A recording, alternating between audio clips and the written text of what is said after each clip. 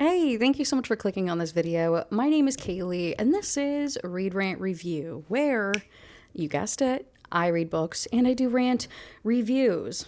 I have you guys vote on some crazy book that I read, and then I give you a super over the top deep dive look at what the book is. I give you a chapter by chapter, beat by beat breakdown, and crack some jokes along the way.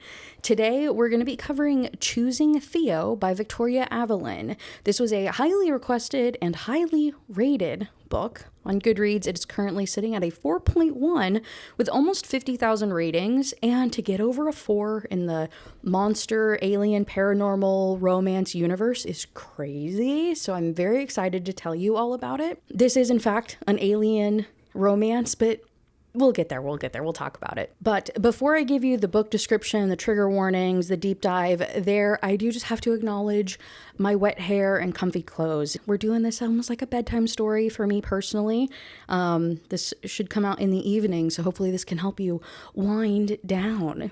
And part of my new wind down routine and part of my new shower routine is the sponsor of today's video, Kitch. I was so incredibly excited when they reached out, and even more excited when I found out that now they're making shampoo and conditioner bars. These bars are free from ingredients like phthalates, parabens, silicones, and sulfates, which is something I've always been cognizant of whenever I'm purchasing shampoo and conditioner. Eco-friendly, right? They literally, each bar is up to 100 washes, which is the equivalent of 2 bottles of shampoo and conditioner. And not only that, not only do my hair feel good, my hair smells good, I feel good about using it, but it also looks good, the product itself. They're so freaking cute. The shampoo is in a little S shape, the conditioner's in a little C shape. I even got some body wash, which is also used as a face wash. So not only does all of this stuff is amazing, there's a soap dish, very clearly labeled shampoo, conditioner, body wash. It has suction cups on the back of it, so you can suction cup it to your wall, or my bathroom, we have weird tile that's textured, so the suction cups don't work.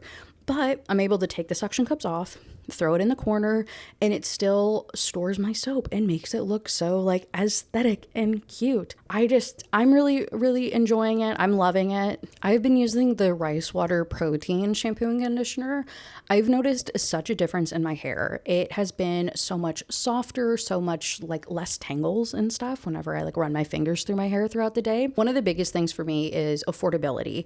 And if I'm going to be talking to you guys about something, or if I'm going to choose to use a sponsor, I want that item to be something that I think you guys really would use and benefit from, and something affordable. Use the link in the description box. It'll automatically apply the 25% off to your cart, or use the code on screen or the QR code. You can save 25%, and using that discount puts each of the bars at around $11 each, or both of them for around $21 US, and get some good savings, get some really good shampoo and conditioner that you can feel good about and make your hair feel good too. They ship in the US and internationally to over 90 countries. So thank you so much, Kitch, for sponsoring this video. And now let's talk about some crazy alien romance.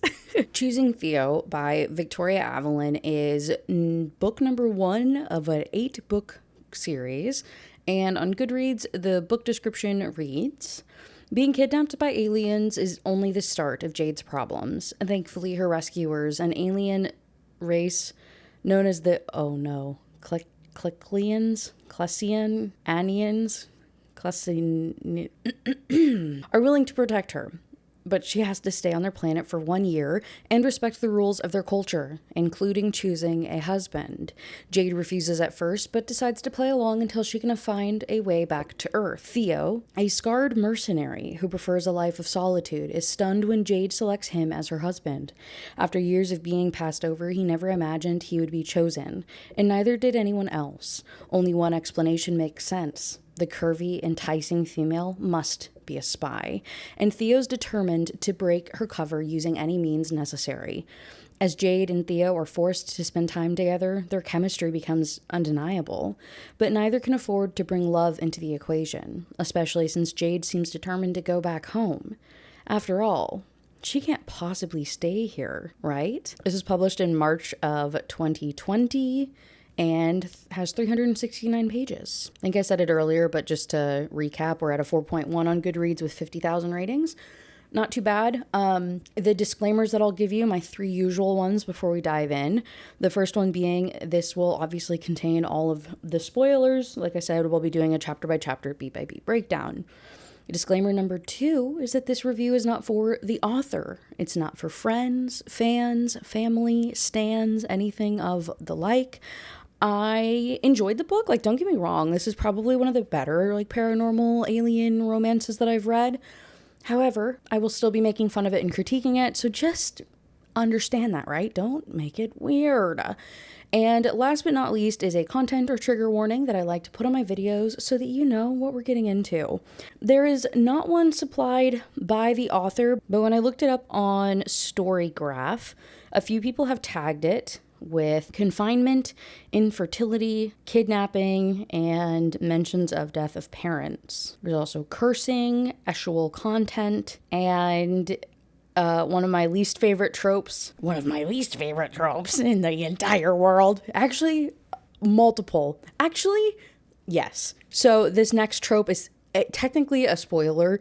So, like, if you care, you go ahead and skip like 20 seconds, okay? The 2 tropes that I hate. If you know me, you know. If you've watched any of my other videos, I literally complain about this constantly. Miscommunication is like the basis of the book. You kind of heard it in the book description. He literally thinks that she's a spy the entire freaking time and like does not listen. So actually, I don't know if it's really miscommunication in that regard. It's just like something that's annoying that feels adjacent to that.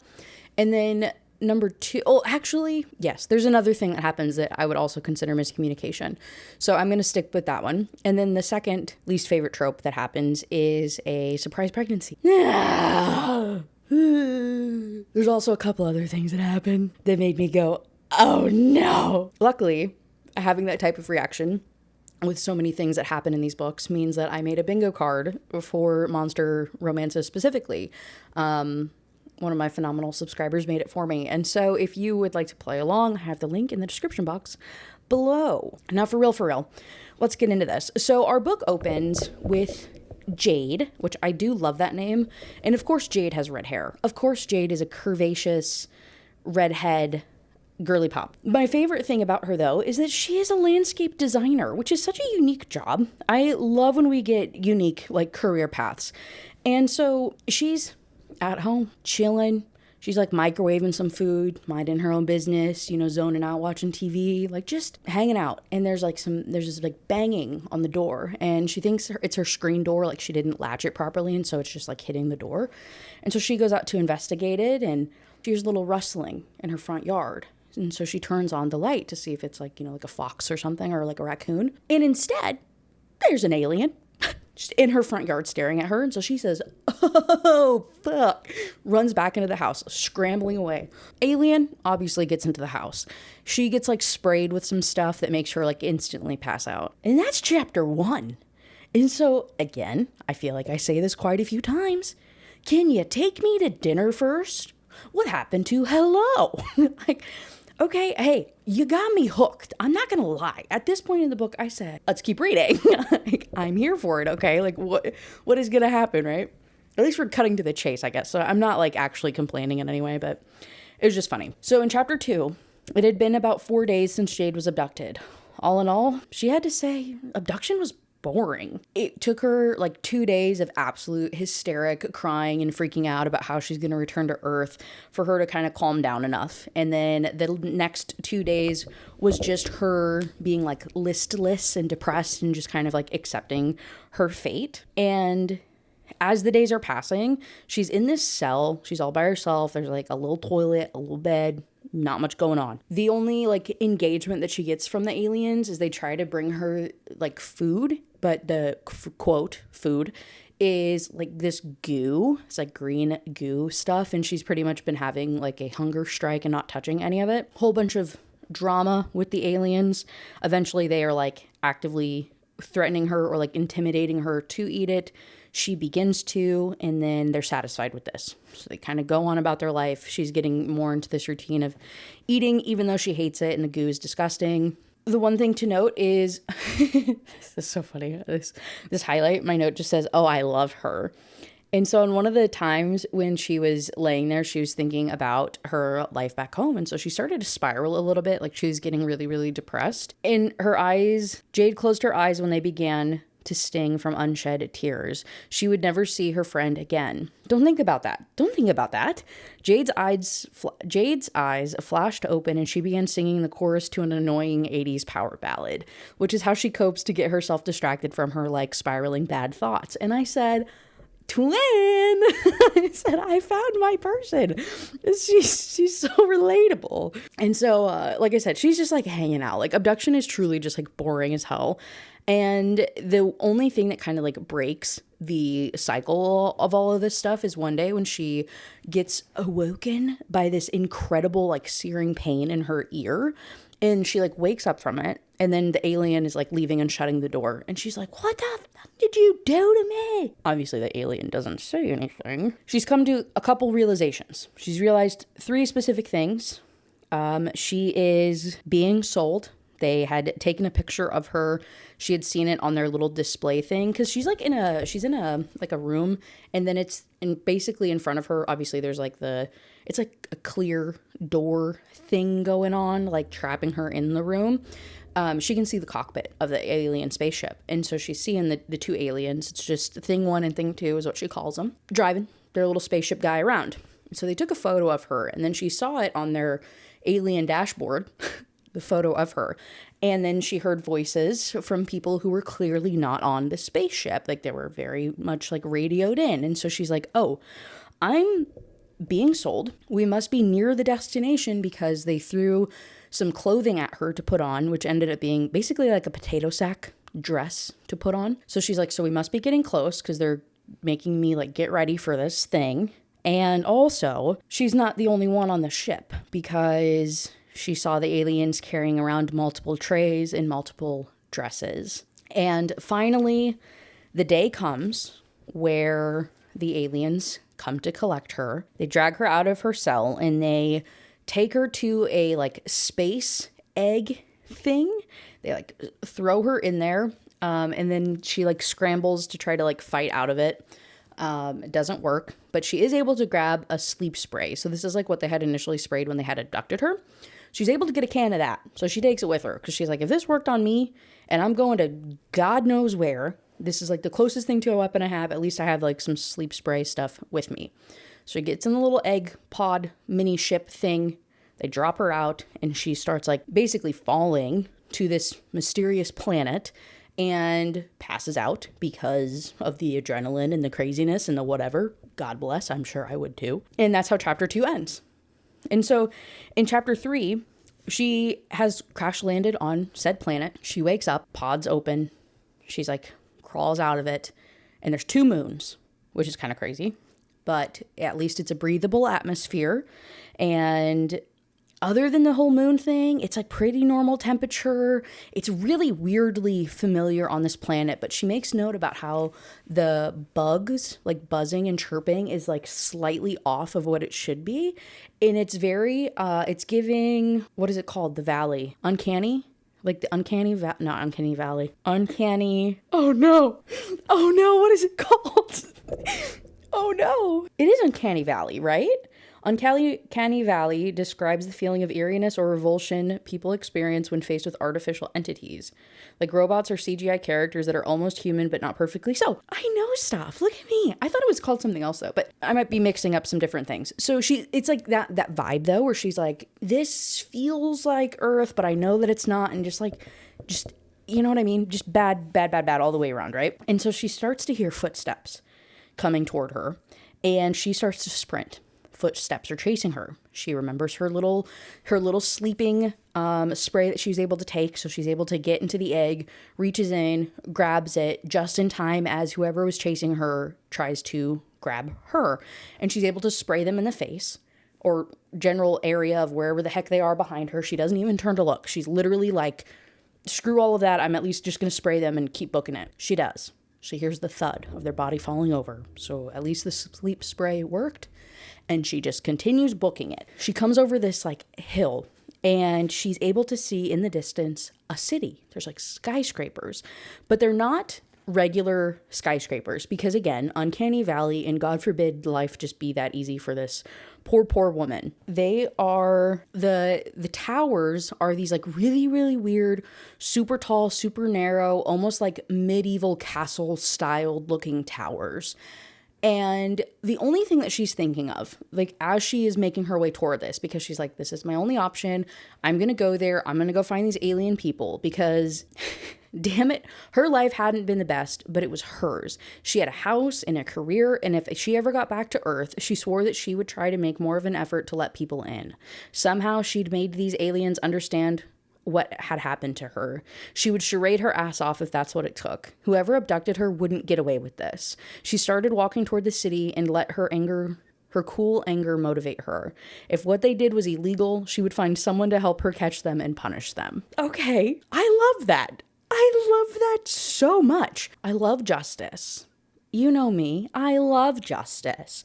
And she's determined to get it, and she will somehow make these alien people understand that she was abducted. Hope to God these aliens are nice people or beings or, aliens. She's 2 days into walking, not any closer to the city. And she's like, God damn it, is this thing a mirage? However, she does get lucky on this particular day because she ended up finding, when she came over that hill and it was the city, there was kind of this like split path thing that happened where it was a very clear-cut road, or she could take the more kind of jagged walking path that's like through the forest and a little bit more obviously difficult to trek, but she chose to go that more difficult way because there was places to hide, right? If whoever was chasing her before, or if her like abductors came back for her, or whatever happened, at least she would have somewhere to like hide out. And so she went this way. All right, so she's kind of, it's kind of like parallel to the clearing though. So she's able to keep an eye on this thing, but she's just like over here, right? Doing her little hidey thing through the woods in case somebody shows up. So on this day, on the second day of walking, she's exhausted, she's tired, she's hungry, she's thirsty. She doesn't know how much longer she's going to be able to keep this up. She sees a silver floating thing going along this path. And she's like, I think that's a car. I'm pretty sure that's like an alien car. And she is trying to decide if she's going to like chase after it or not, because obviously she's not making any progress. And so if she stands a chance to make it to the city, if she has a snowball's chance in hell, I don't know where I pull some of the sayings from when I'm doing these reviews. I don't know if I just get like possessed by my grandma or like what happens when I'm forced to talk for extended periods of time. I'm just like, I don't know where the hell that came from. Anyway, snowball's chance in hell to get to this city. She's gonna have to hitch a ride. And so she decides to chase this alien spaceship. Like, she's gonna have to. So she's booking it, but the thing's going fast. So she's like trying as hard as she can. Again, exhausted, tired, can't really keep up. She gets to a point where she's like, fuck. She takes her little sleeping spray can that she has, and she just like chucks it as hard as she can after this spaceship. Hits it. Doinks it. Hello? It bounces off. It comes to a screeching halt, and it starts to come back to her. She fell to her knees and almost cried with relief when the large ball began to slowly move toward her. Cold sweat beaded her forehead, and spots danced in front of her eyes. She was going to faint again. Please let these aliens be kind, she thought, as she fell to the ground. In chapter 5, she wakes up on a couch. All pain is gone. She feels like phenomenal, actually. And she wakes up, she sits up, she's looking around. It's like a therapist office vibe. There's like a bookshelf. There's a fancy desk with a like nice ass chair. She's like hanging out on this couch. So she's creeping around a little bit. And she jumped about 3 feet in the air when the door to her left opened. A tall, middle-aged woman entered, sending Jade scrambling back behind the arm of the low couch. A woman? Jade straightened, forgetting her fear. The being in front of her looked just like a human woman. Jade crouched back down behind the arm of the couch as she studied the woman in more detail. Not exactly human. This alien was taller than most human women and was drop-dead gorgeous. She moved with a supernatural elegance that Jade had never seen before. A cream-colored flowing jumpsuit that accentuated her waist billowed around her legs and arms as she elegantly moved. And so this is kind of what I was saying earlier of like, yeah, it's an alien romance, but it's as like close to not actually being an alien as you could like possibly get. They look just like humans with some very, very minor modifications. At least this particular race of alien that she's with currently. We'll talk about it later. So this woman sees her. She's like, oh, I'm glad you're up. And Jade's like, oh my God, she speaks English. She's like, yeah, hey, can you say hello and just tell me what your name is? Jade does. And the woman says, damn, that didn't translate. We hoped that because you had a translator installed in your ear that your language would be common. So on the alien spaceship, when she woke up with that ear pain, that crazy, crazy ear pain, the aliens were installing a translator chip in her ear. And this alien that she's talking to has a translator, but not for English. It's not programmed for English. So she can understand the woman. Woman can't understand her. They're going to have to figure that out, right? So the woman lets out a sigh and she goes on to say, my name is Maya. We're on a planet called a word that Kaylee cannot pronounce in a city called Tremonta. Looking at her seriously, she said, I'm sorry for what has happened to you. Your planet is most likely considered a class 4 planet, and taking you from there is against the law. Not just the law of this world, but the law of most worlds in this section of the universe. Do you understand so far? Jade nods. You had some injuries when you were brought to us. I've given you a mild injection to help with the pain, but I cannot fully heal you or feed you until we know your species. Did you see who took you? They play a little bit of charades. She goes on to try and explain where she's from and kind of charading through different things, and they're able to detect her language in some way. And so they're like, oh, well, so the good news is the Earthling languages have been documented in the interplanetary archives. So we should be able to update our translators so we can understand you. The bad news is locating the update may take a while. I've never even heard of an Earthling before. The area of space that you're from is very far from here. It's strange how alike we are, our species, I mean. So amazing that a class 4 planet species could have evolved so similarly. Hopefully you can tell us more about your kind when you're here. In the meantime, I'm going to learn what I can about humans and see how much healing I can do before a full body scan. I'll also be sure to check with which simple foods and beverages you can have. And then the Maya, she goes on to also say that I would like to call the leaders of the city together so you can tell us about what happened to you and we can decide what to do with you. Okay, great. What a great start. What a wonderful alien world to end up on, right? And so going into Chapter 6, they were in fact able to locate the Earthling languages and get it all uploaded so that they're able to communicate. She was told that the meeting's attendees were in the process of updating their translators now and should be working by the time that they reached the meeting room. And she goes on, how could a room, light years away from Earth, in a building that resembled a castle spire, be like every boring meeting room she'd ever been in? It was truly mind-boggling. And so they have all the leaders together. There's a queen, there's little council people hanging out. And Jade was abducted from her home world and wound up on our planet. We need to make sure that measures are taken to right this wrong, but the main focus of our meeting today is to decide where she should go. And so then Jade goes on to explain what happened to her. There's a whole bunch more back and forth. It goes on to reveal that only the language from the planet, Clinixia, whatever the hell thing that they're on, only that language had been uploaded into her translator. Which is kind of weird because most translators come with a default of all class 1 and 2 planets languages will be uploaded to them for standardization and whatnot. So it's kind of weird. She had this really odd modified thing. So it's just something to note. And the issue that happens, then what they're trying to figure out whenever they were saying that, well, now we have to figure out what to do with her. Because according to intergalactic law, if a class 4 planet being ends up on somewhere else, they cannot be returned to that planet. Part of the intergalactic law is that the other ones, the higher species, cannot interact with class 4 planets. If in the planet levels and stuff is based off of intelligence and evolution and ability to do things. And so because Earth itself has not made contact with the outside world, it's still considered a class 4. So they can't go there. They can't return somebody to it that has knowledge of the rest of the universe. She's pretty much stuck, right? She cannot go home is what they're telling her. And part of the agreements is if a class 4 person being thing ends up somewhere, it is up to the government basically of that planet to take them in for 1 year to get them acclimated to the customs, to get them situated with the planet and living and get them comfortable. And that's like their moral obligation. That is their like legal obligation, is to take them under their wing basically for a year to try to set them up for success. And then said being can choose to stay on that planet. They can go somewhere else, or they can go and pretty much go anywhere that they want, as long as it's not back home. And so Jade, hearing this, is losing her fucking mind because she wants to go home. Which I don't blame her. She's like, dude, just literally take me back. You know where I'm from. They keep telling her no. And she's like, I also don't want to live with somebody. Like, that's so weird. So she tries to push back. She gets in an argument with a couple of the people and starts like getting kind of an attitude, like popping off a little bit. And then the queen interrupts and she's like, young lady, we unfortunately cannot return you to your home planet. It's not only our laws, but also intergalactic law that keeps our worlds at peace.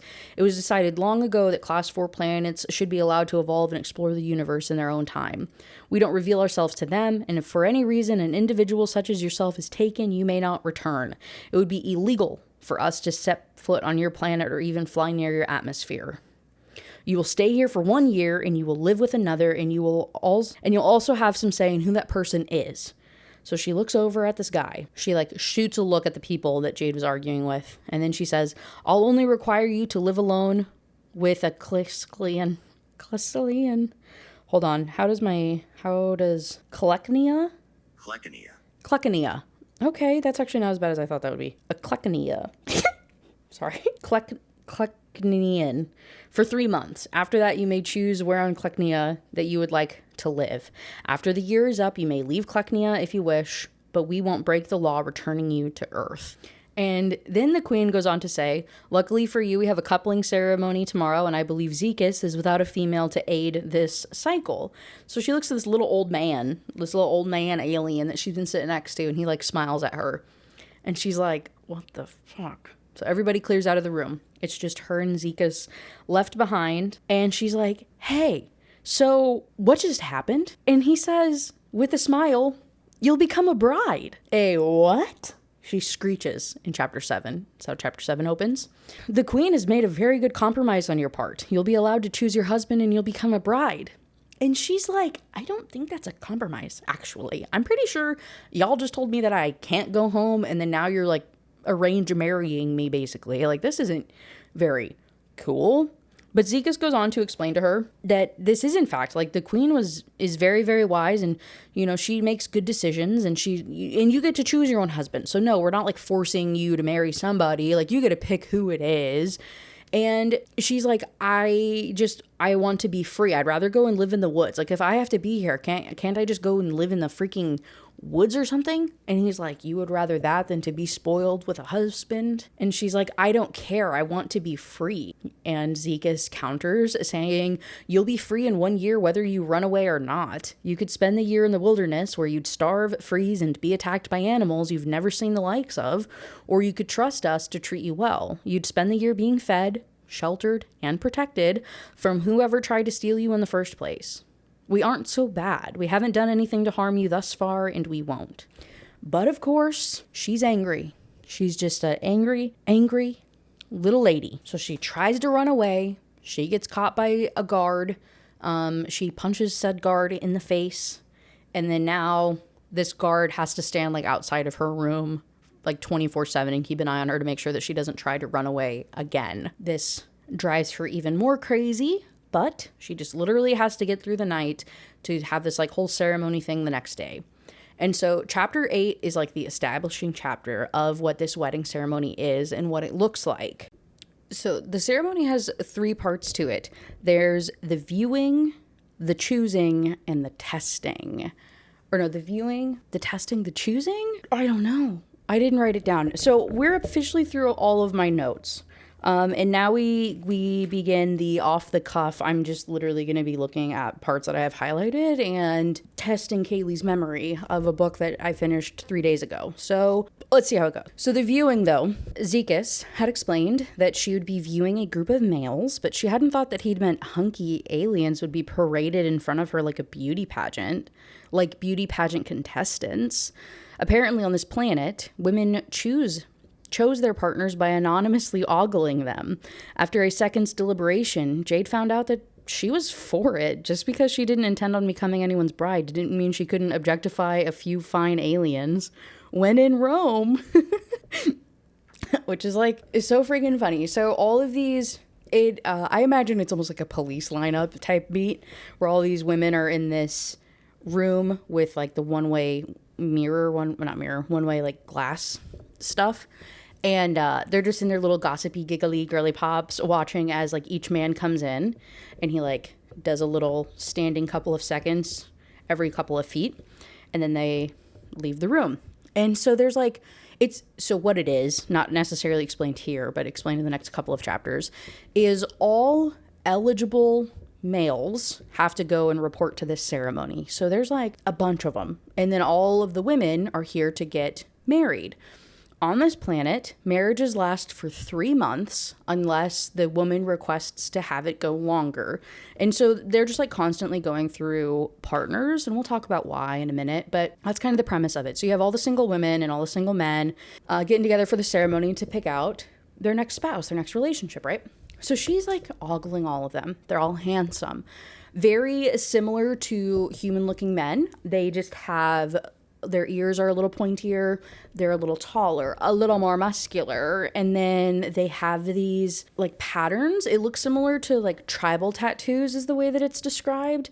And if you see the cover of the book, I think you can get a vibe for the intention that the author had for how this body like markings looks. So for most people, most of the aliens, it is glittery, goldish, a little holographic almost looking, or like a shade or two different than their natural skin tone, and then it'll kind of shift and it's shimmery and it's beautiful. It's just like really, really gorgeous markings, right? Just taking in all these men, just drooling over them. They're all handsome in their different ways. There's one particular guy that she takes note of that is dressed up like a pirate. He has a whole bunch of money very clearly, and he's trying to like show it off, and she like... he's interesting and he sticks out to her. So she takes note of him. And then the last guy to walk out, the last one, has black markings on his body. And to her, they look like tattoos. And she's like, oh, okay. Like, he's handsome. He's very broody. He's grumpy. He doesn't look like he wants to be there. His hair's dark. These tattoos. He's mysterious. He's handsome. She just can't take her eyes off of him. And she looks over and she realizes that all the other women are staring at him like he is a pariah. And they're like whispering and they look terrified. And she's like, that's weird. I don't know why they would be scared of this hot man. Like, I don't know. Maybe they know something that I don't, you know? So the viewing comes to an end. Zekas asks her how she liked it. You know, she's like, yeah, they were great. They were cool. And he's like, okay, well, you know, did you take note of any that like you want to like move on with? You have to pick 3 men. She's like, well, what if I don't pick any? Like, what if I don't want a husband? Zekas is like, well, then I'll choose for you. And she's like, if he chooses for me, he's definitely not going to choose the one that I want. The very last one, the mysterious, broody, potentially criminal guy, right? So she's like, okay, fine, I guess I'll choose. And she's also like, hey, so WTF, like, why are the women choosing? Like, what's the gimmick? Why is this all happening? It turns out, about 300 years ago, there was a plague.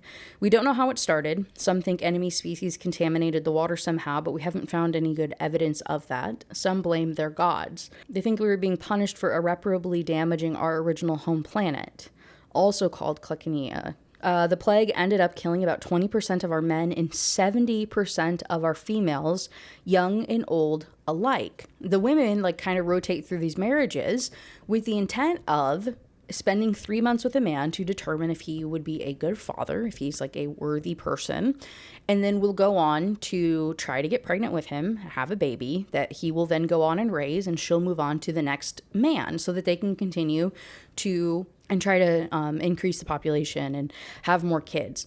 The issue is that like 90% of the babies that are had are also men. And so they're having this like really, really difficult time like having females, like having any daughters or anything. This is really, really big issue that they have. And so that's why the women get to choose. That's why the women are in charge of all of this, because they're pretty much like, you know, running the show, right, on this planet, because they are the ones that are keeping the species alive. So then she also goes on and she's like, okay, so that's marriage. Awesome. So you guys view marriage in an entirely different way, but what about love, like true love? And he's like, you love somebody more than keeping your people alive?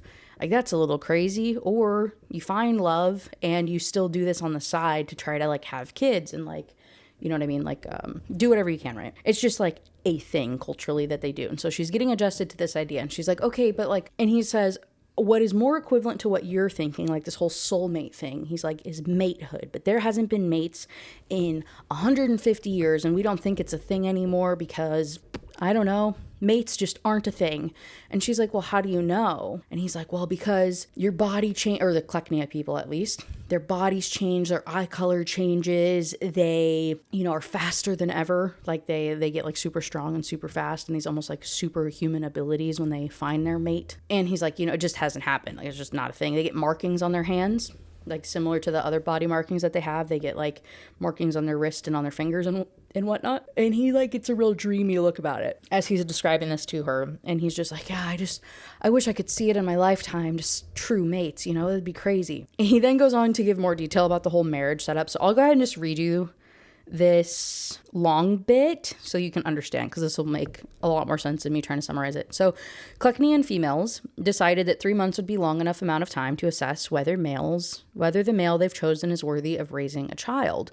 I'm not trying to deceive you, Jade. You have to understand females on this planet can do whatever they want, choose to marry whomever they want. They also choose whether they want to have sex with their husband during their marriage or not. When a female chooses a male to marry, she's gifting that male an opportunity, not a right. He'll do whatever he can to make his wife happy. It's a Kleknian husband's job to satisfy his wife in every way. If he does this, then she may choose to have sex with him. If she wants more time with the male, she can choose to extend her marriage, or she can go live somewhere else. Often, females choose to live in the Pearl Temple with other unwed females. If a male ever did anything to hurt a female in any way, the female has the right to decide on his punishment. And so the reason we have a law that requires class 4 planet females to marry is because we want all females who may have been brought up under very unpleasant circumstances to understand our customs and give them a chance. We want to show them and you how treasured that you would be here.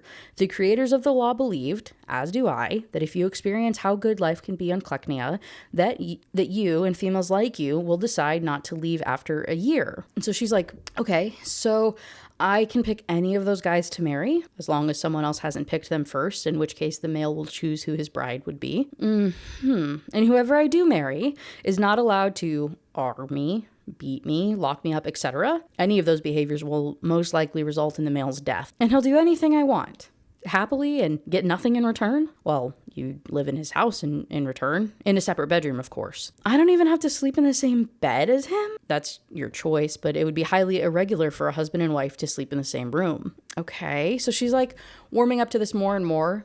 And he also goes on to explain that if a male is unable to be sexually interested in females, then he's exempt from marriage unless he'd like to try to have a child. I can't think of any other circumstances in which a male wouldn't be happy about being chosen for a marriage.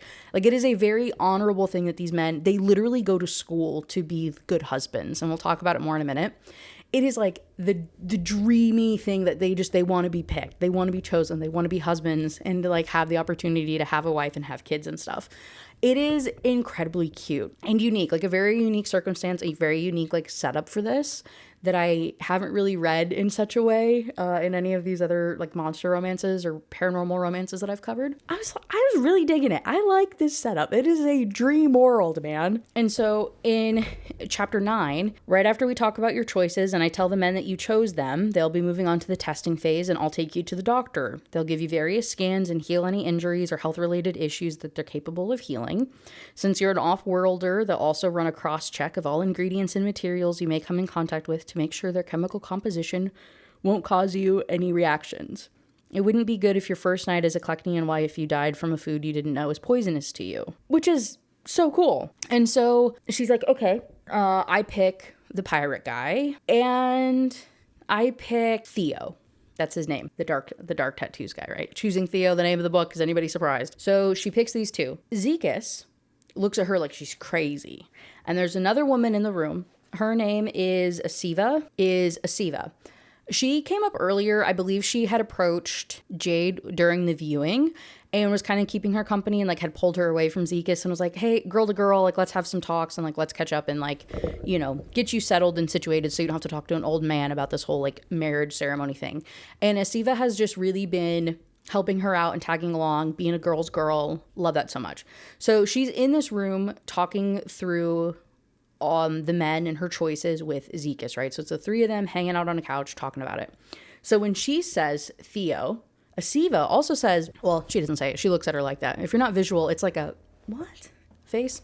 And Jade's like, is he a criminal or something? Like, why are you guys looking at me like that? Like, is there something wrong with him? I know he's a little rough around the edges, but I thought he was the most attractive guy there. I really only chose the other two as backups in case he didn't want me. Asiva snorted and then immediately clapped her hands over her mouth. Most females find his scars unappealing, Zekas explained.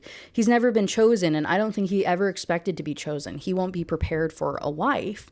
And so it turns out his like body markings, right? I told you everybody else's is very like glittery, translucent, skin tone-ish adjacent colored. His is black because they're scarred. And we'll talk about it later. But he, in this way, is viewed as like a very damaged person and that it's like very, very hideous. Interesting, right? So they go on to reassure her. They're like, no, like he's a great guy. He's a great guy. Like, we've known him his entire life, like known him since he was a kid. You know, he's wonderful. He won't be prepared for a wife. And we're just very surprised that somebody did choose him. And so Zekas is like, okay, well, let me go get Theo then. And we'll get this next part of the phase set up, the testing phase. We'll get that figured out. And Asiva says, good luck talking to Theo. He enjoys having a drink or two after the ceremonies are over. As Zekas exited the room, Jade heard him let out a long groan. And my notes had made me LOL. And I don't know why that made me LOL. I don't know why I wrote that. Okay, Kaylee. In chapter 10, we get our first, it's written in like third person, but it's the POV talking specifically about Theo. You know what I'm saying? You know how I'm trying to describe that? So we get our first chapter from Theo's like POV describing his experiences. And he goes on to tell us about the whole once per year, every male eligible for marriage in Tremonta was required by law to participate in a ceremony. As he took another swig of his preferred after-ceremony beverage, he surveyed his surroundings, allowing the comfort of his home to soothe him. Goes on to describe he is a very, very rich man. He is a mercenary, and he is really, really good at his job. And he got hired by a lot of rich and royal people, and he was like a bounty hunter at some point and doing all this crazy job stuff. And now he's pretty much like in retirement, just kind of vibing. He has a dog, which are unique to this planet, but it's like, I assume it's kind of almost like a Great Dane alien hybrid looking thing type beat going on from the way that it was described. So he and his dog are chilling by the fireplace. He's just reflecting on life, being angry as he's drinking his assumably bourbon equivalent. His peaceful, relaxing time gets disturbed by Zekas, who's like banging on the door. Theo's like, who in the hell would be coming to my house this late at night? Finds out it's Zekas, and Zekas is like, hey man, you got chosen. Theo says, what? Yeah, man, I don't know. You got chosen. You got to come back. Like, put the drink away. And Zeke's like grabs the bottle out of his hand. And Theo's like pissed off immediately. He's like, I've only ever been chosen like once or twice these other times. And he's like, it was just to be gawked at because these little freaks, they just want to stare at me and like gawk at me and like, you know, see the bad guy in person, and it's disgusting, and I'm not going to be objectified like that. And Zekas keeps trying to interrupt and be like, it's not like that. It's not like that.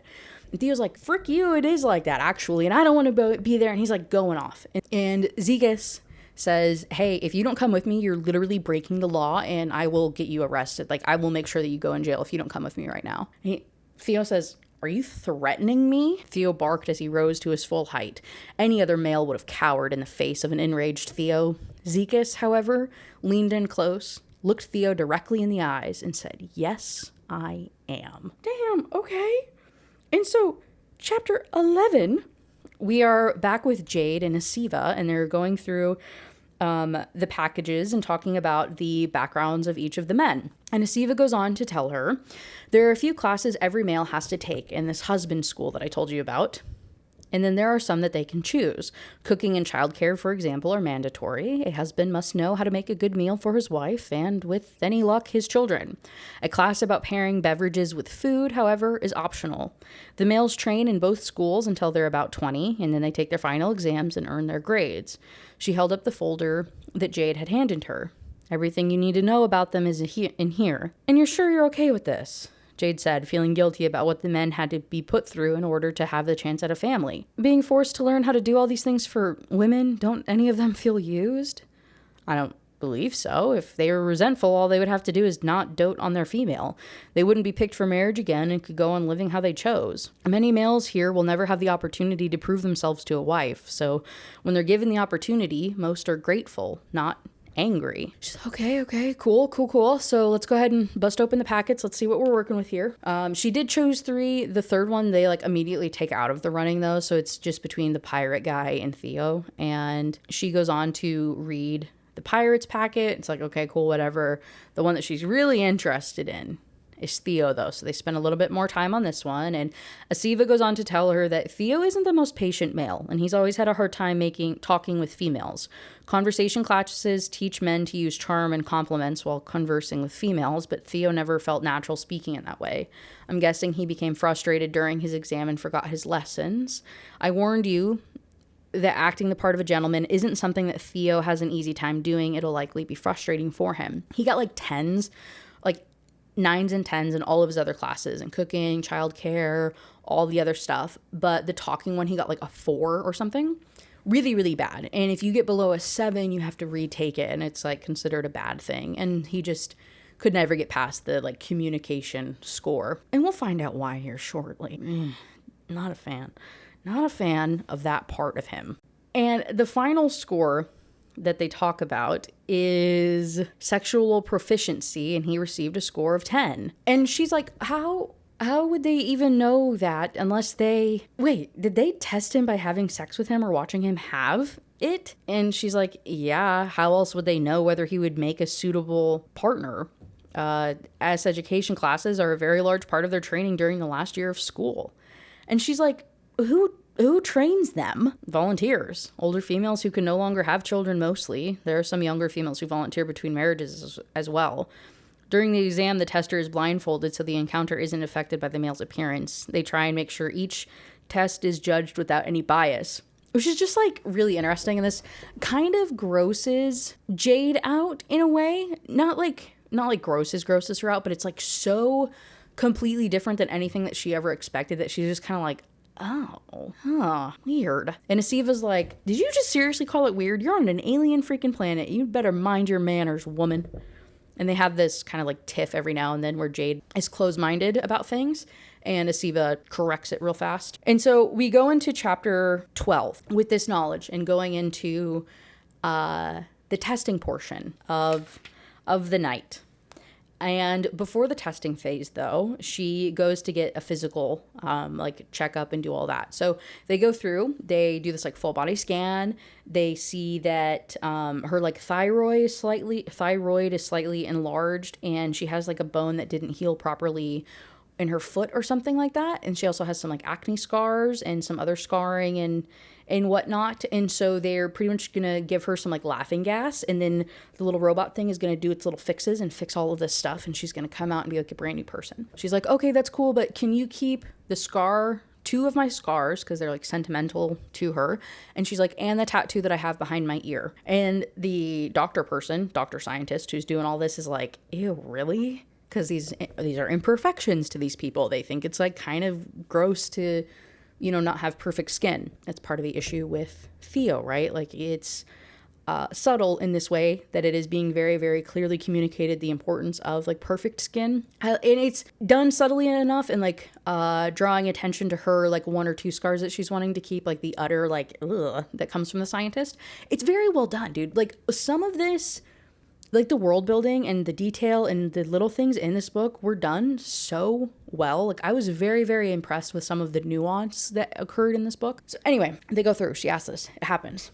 Fix her all up. She gets out of the pod. She looks down and she's like, oh my God, her skin's like tighter than ever.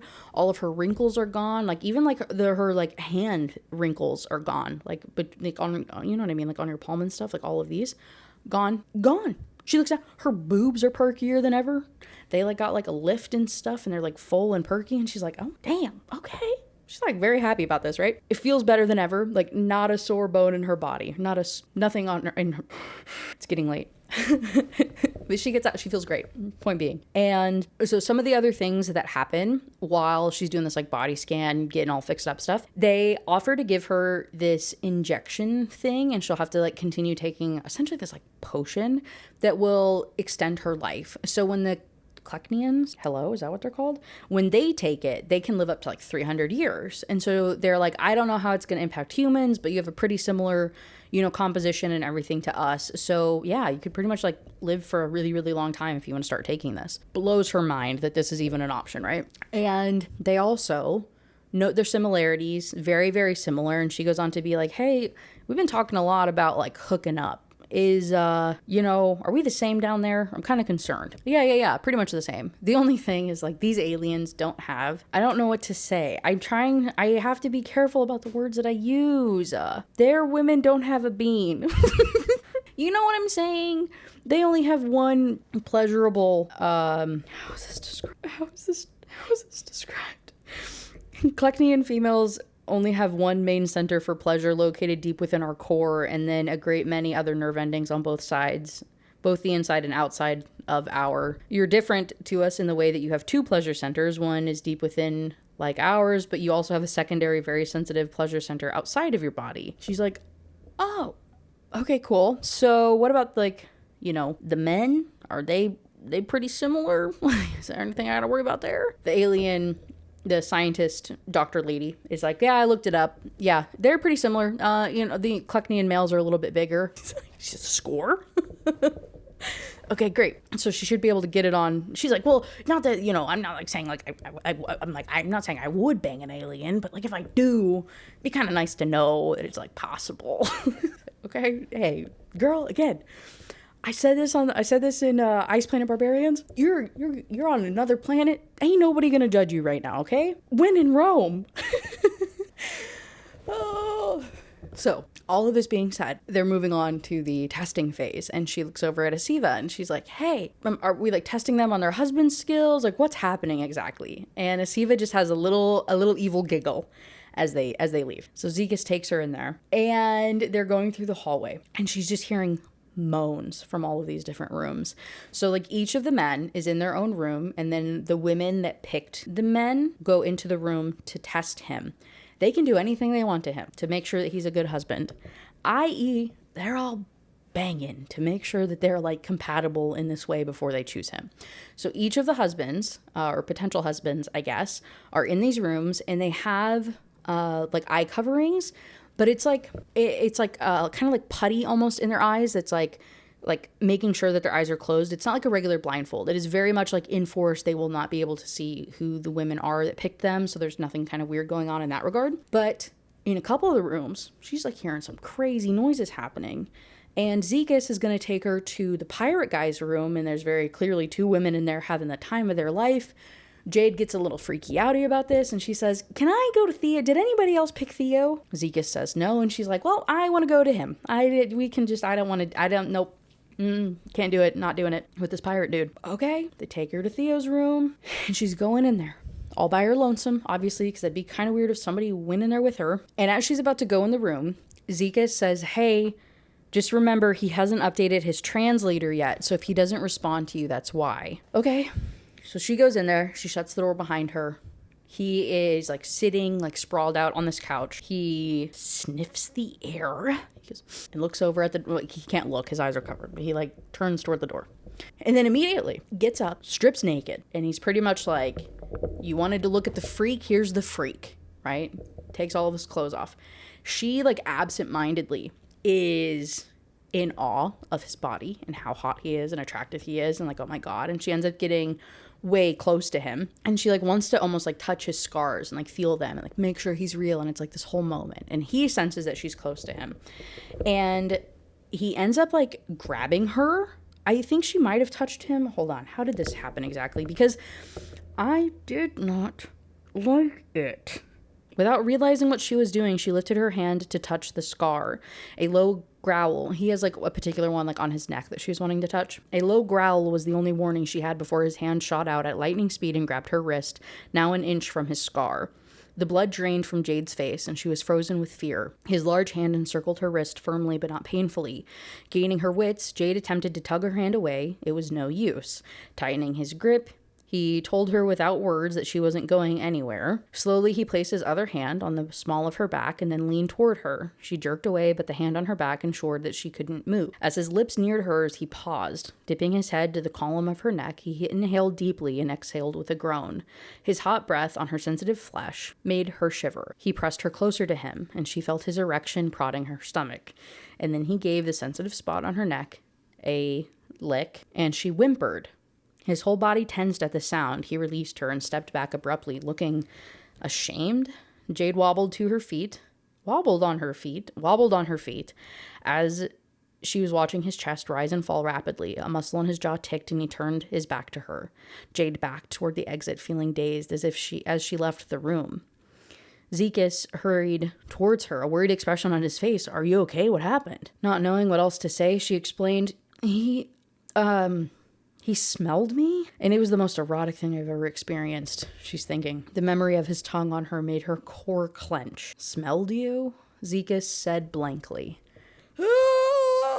Do you know where this is going? I hate this. I hate it here." I was so mad. He smelled her. Do you know what that means? He can smell her arousal. That's like another, it's not a trope. I hate that. I can't even keep telling you this story right now because every single one of these goddamn books, he smells her arousal. And I don't understand what kind of hell timeline I ended up on, but I don't like it.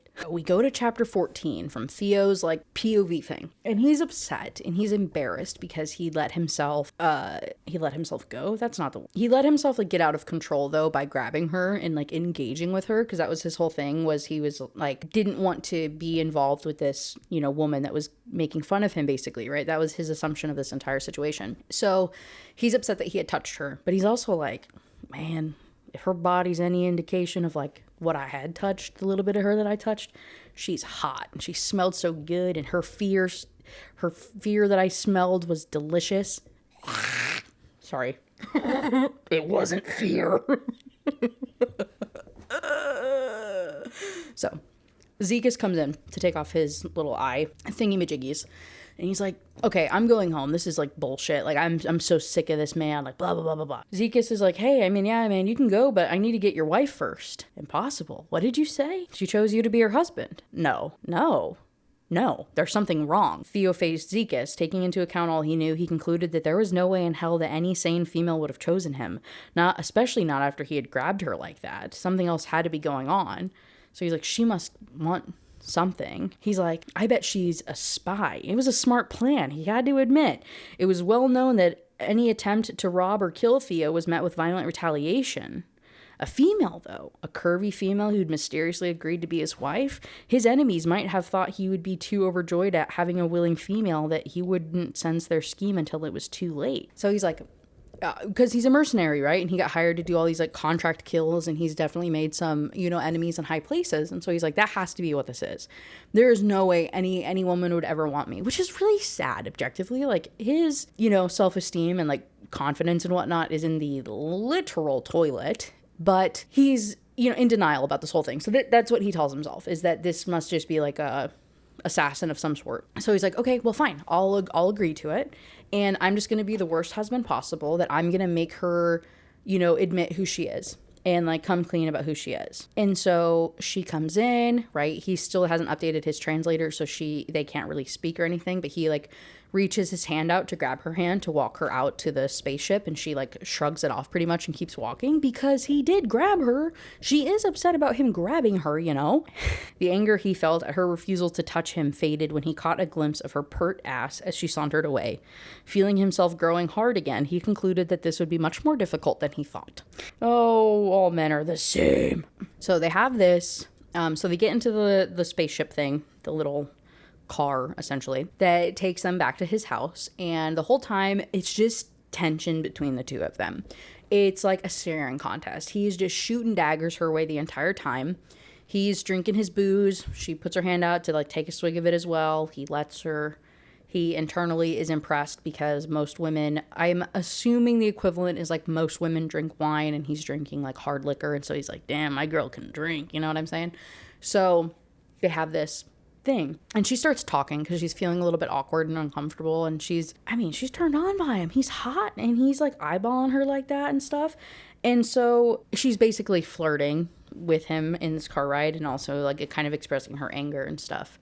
And it gets to a point where they're probably about to like anger bang, and the door opens because they're at his house. And so she like crawls out around him. They approach the house, and it's beautiful and gigantic. It's a mansion. She's so impressed, and they go up there, and the door has a special locking mechanism that she's really freaked out about because she's like, I'm going to be trapped in this house.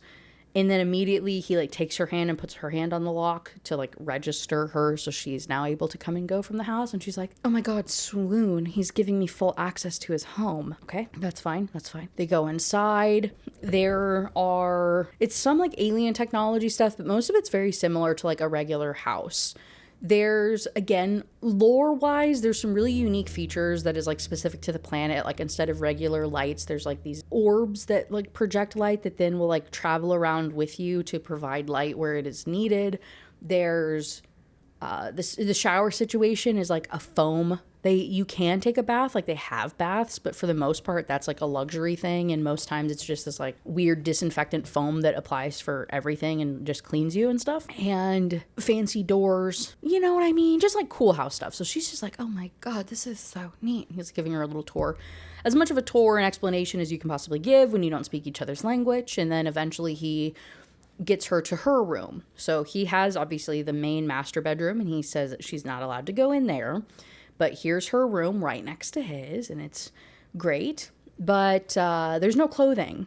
So there's like 2 closets that she has, and she has her own bathroom, and it's really nice. But there's like literally not a single piece of clothing in there. Usually the husbands will have bought a whole bunch of stuff for the wives and have everything there for them. But again, he was never really prepared to have a wife. He never really planned on this. So he's ill prepared. And so she's like, okay, I'm in this like really uncomfortable ball gown is pretty much what they put her in. And she like motions enough to ask to borrow one of his shirts. So he goes and gets her some little pajamas, and she goes to take a shower. He's going to go and cook dinner for her. Pretty friggin' solid, right? So she's taking her time, getting cleaned up, getting everything together. She goes out and puts his clothes on, and his shirt is just so big and baggy on her little tiny body, right? It's one of those. And like his pants won't stay up on her. They just like keep falling down. So she decides to not wear pants. She's just going to wear his shirt like a dress. Okay. Barely covers everything, but it covers everything, So she goes out there into the living room, and he's like staring out the window holding his, glass of booze.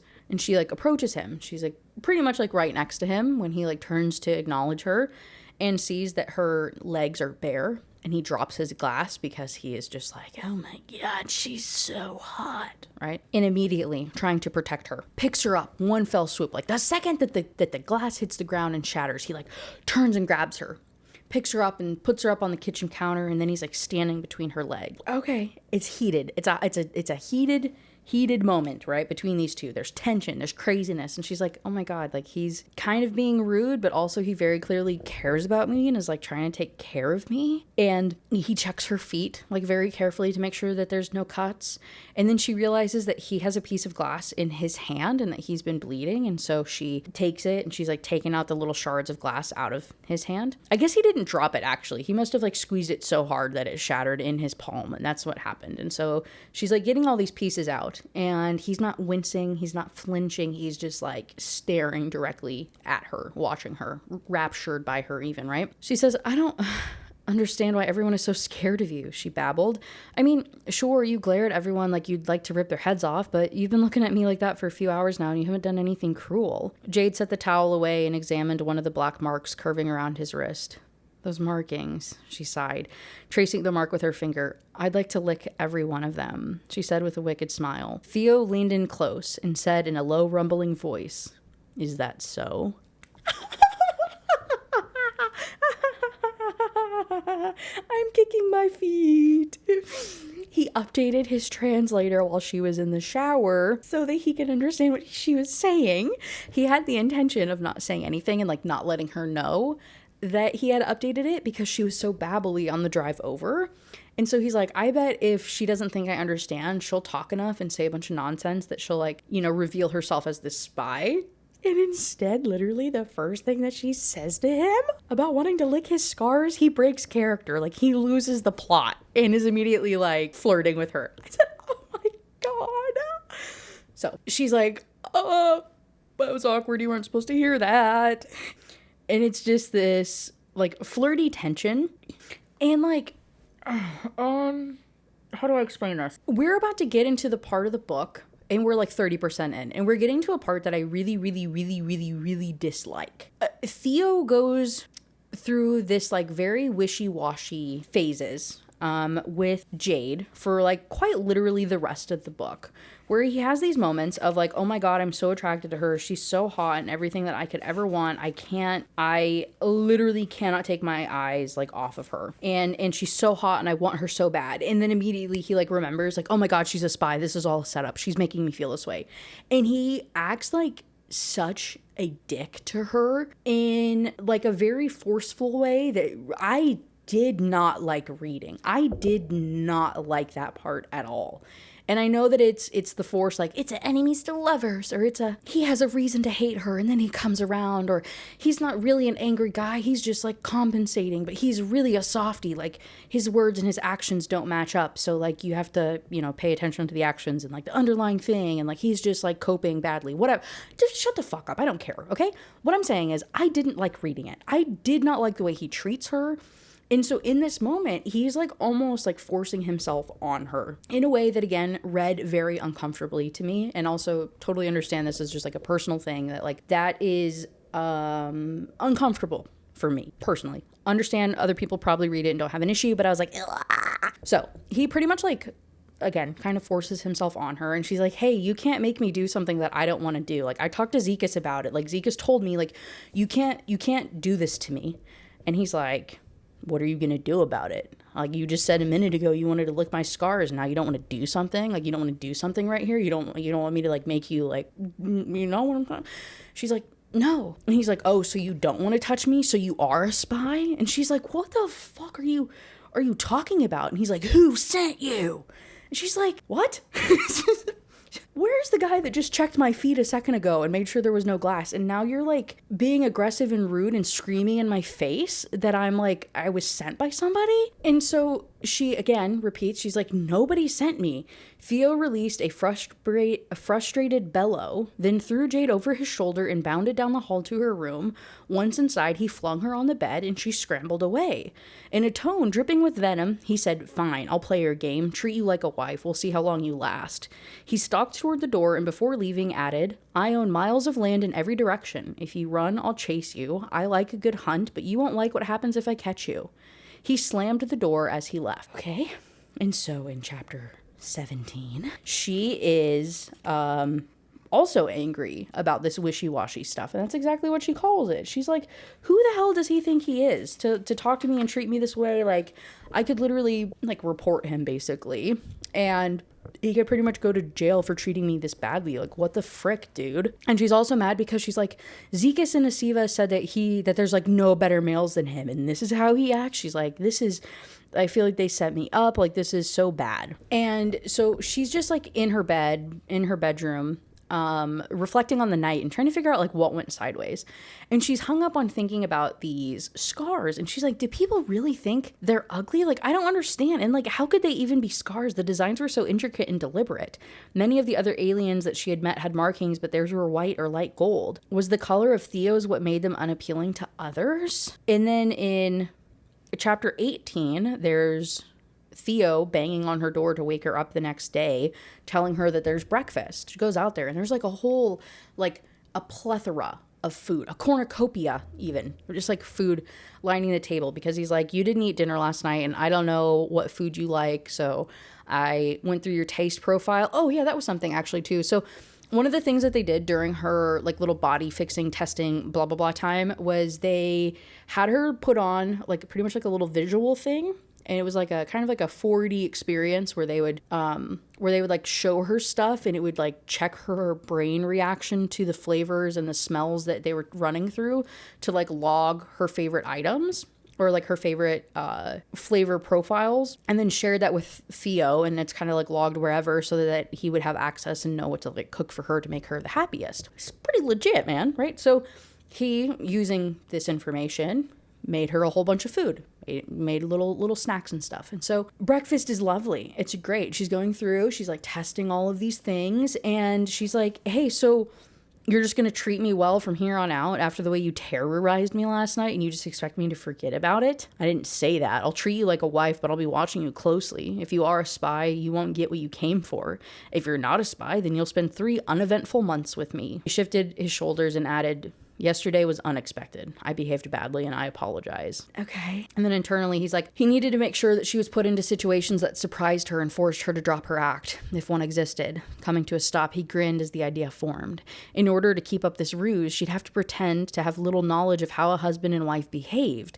If he told her, for example, that a husband was required to massage his wife nightly, she wouldn't be able to contradict him without giving herself away. And in chapter 19, from her POV, she's just really confused because she, back on Earth, was one of those types of people that, like, if somebody even did something slightly wrong with her, she would completely shut them out of her life. She would completely overreact.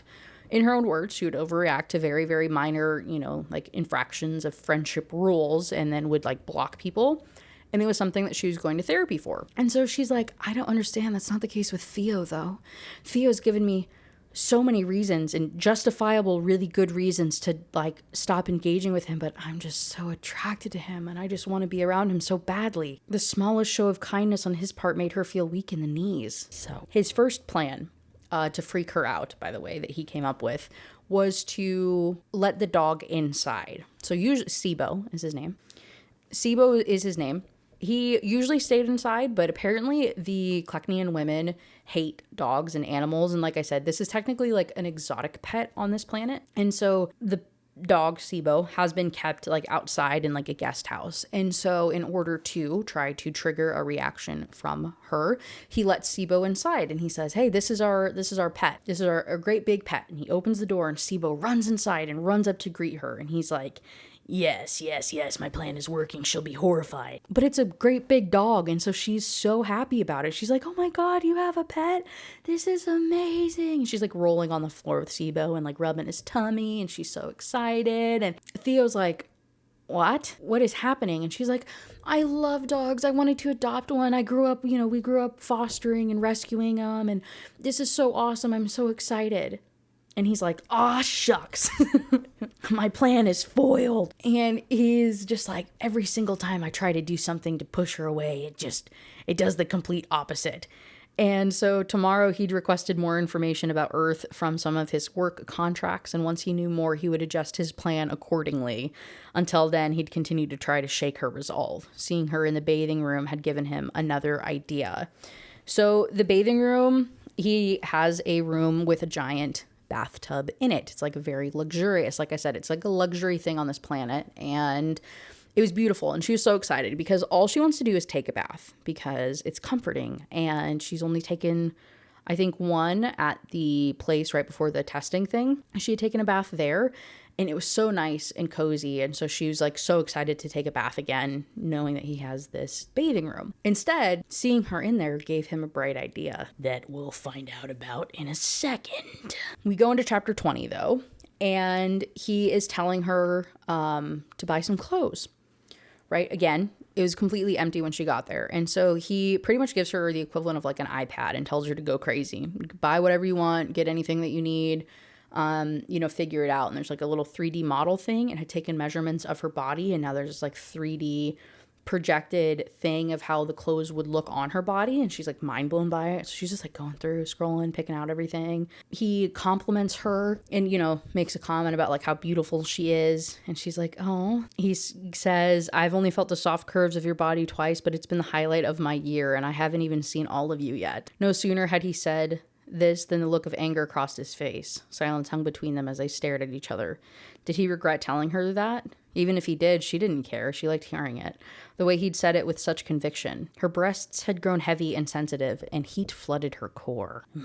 And so he storms away because, again, he can smell her arousal. And so he has to book it because he's going to want to bone. And I hate it here so much. Replaying the interaction in his mind, he recognized how preposterous it was for someone who looked like her to think that she had to alter part of her appearance. It was obviously an act aimed at appealing to his own insecurities.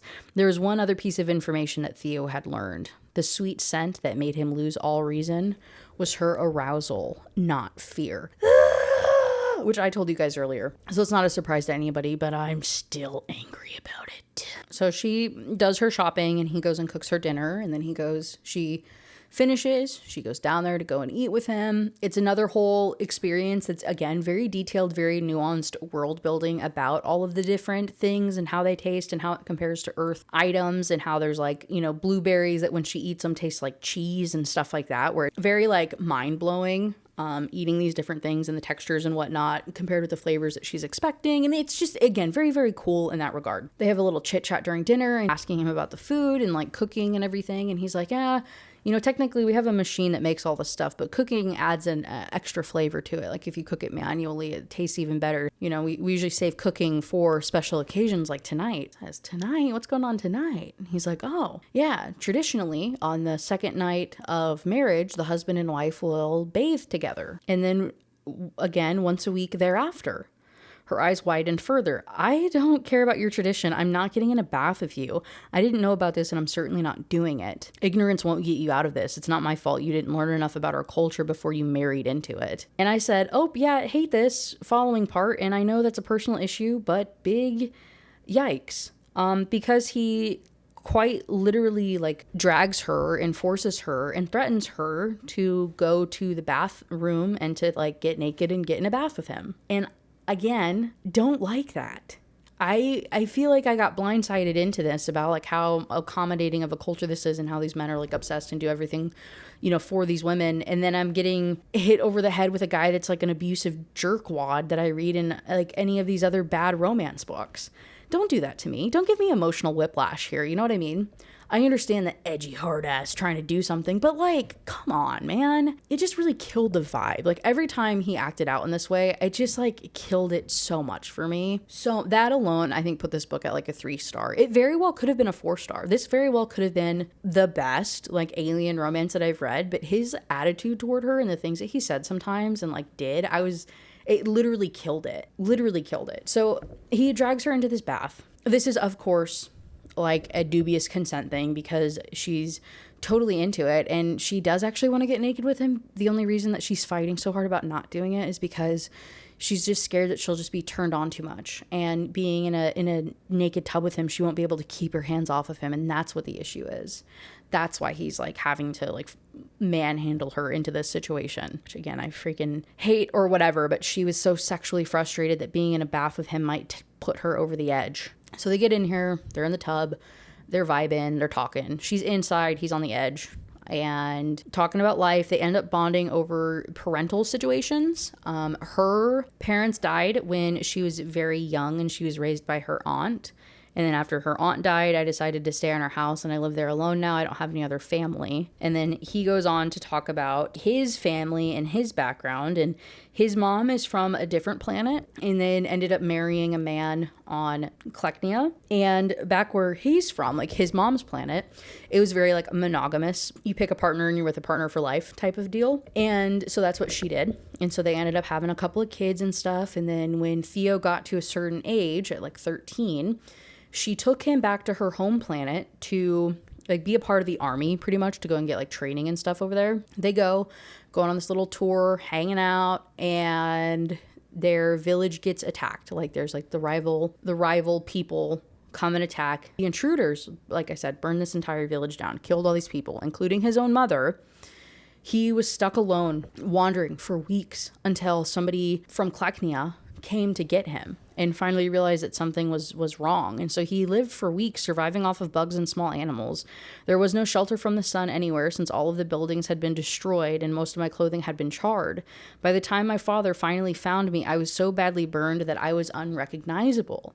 And so when he got back to Kleknia and they went through and they put him in that little tube thing that heals up all the bodies and gets rid of all of the imperfections, his body healed everywhere except for the markings. His markings were permanently like charred and burned and turned to this color, and it like does not go away no matter how many times that they have tried to make it go away.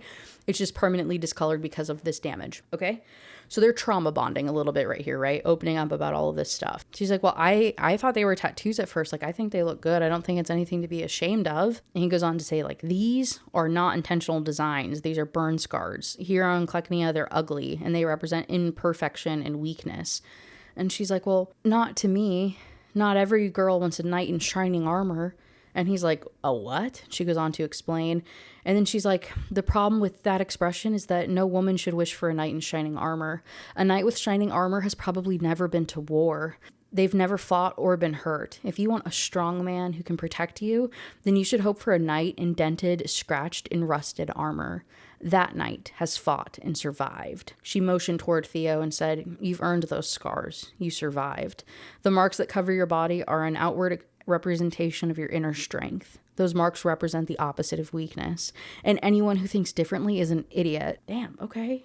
I mean, it was a little cheesy, I'm not gonna lie, but I like where you're coming from. So he's like, so, enthralled, turned on, whatever. And then she also goes on to say, like, well, obviously your scars weren't that ugly because, like, you've talked about hooking up with other women, because it kind of came up in passing. I don't know. I don't want to talk about it, whatever. And he's like, yeah, women would, like, hook up with me, and women would come over for, I hate that I'm about to say this. This makes me cringe. They would come over to get thoroughly effed by me because their husbands couldn't do it. Like, if they wanted regular schmegular time, they would just go to their husbands. But if they wanted something crazy, they came here because I fuck.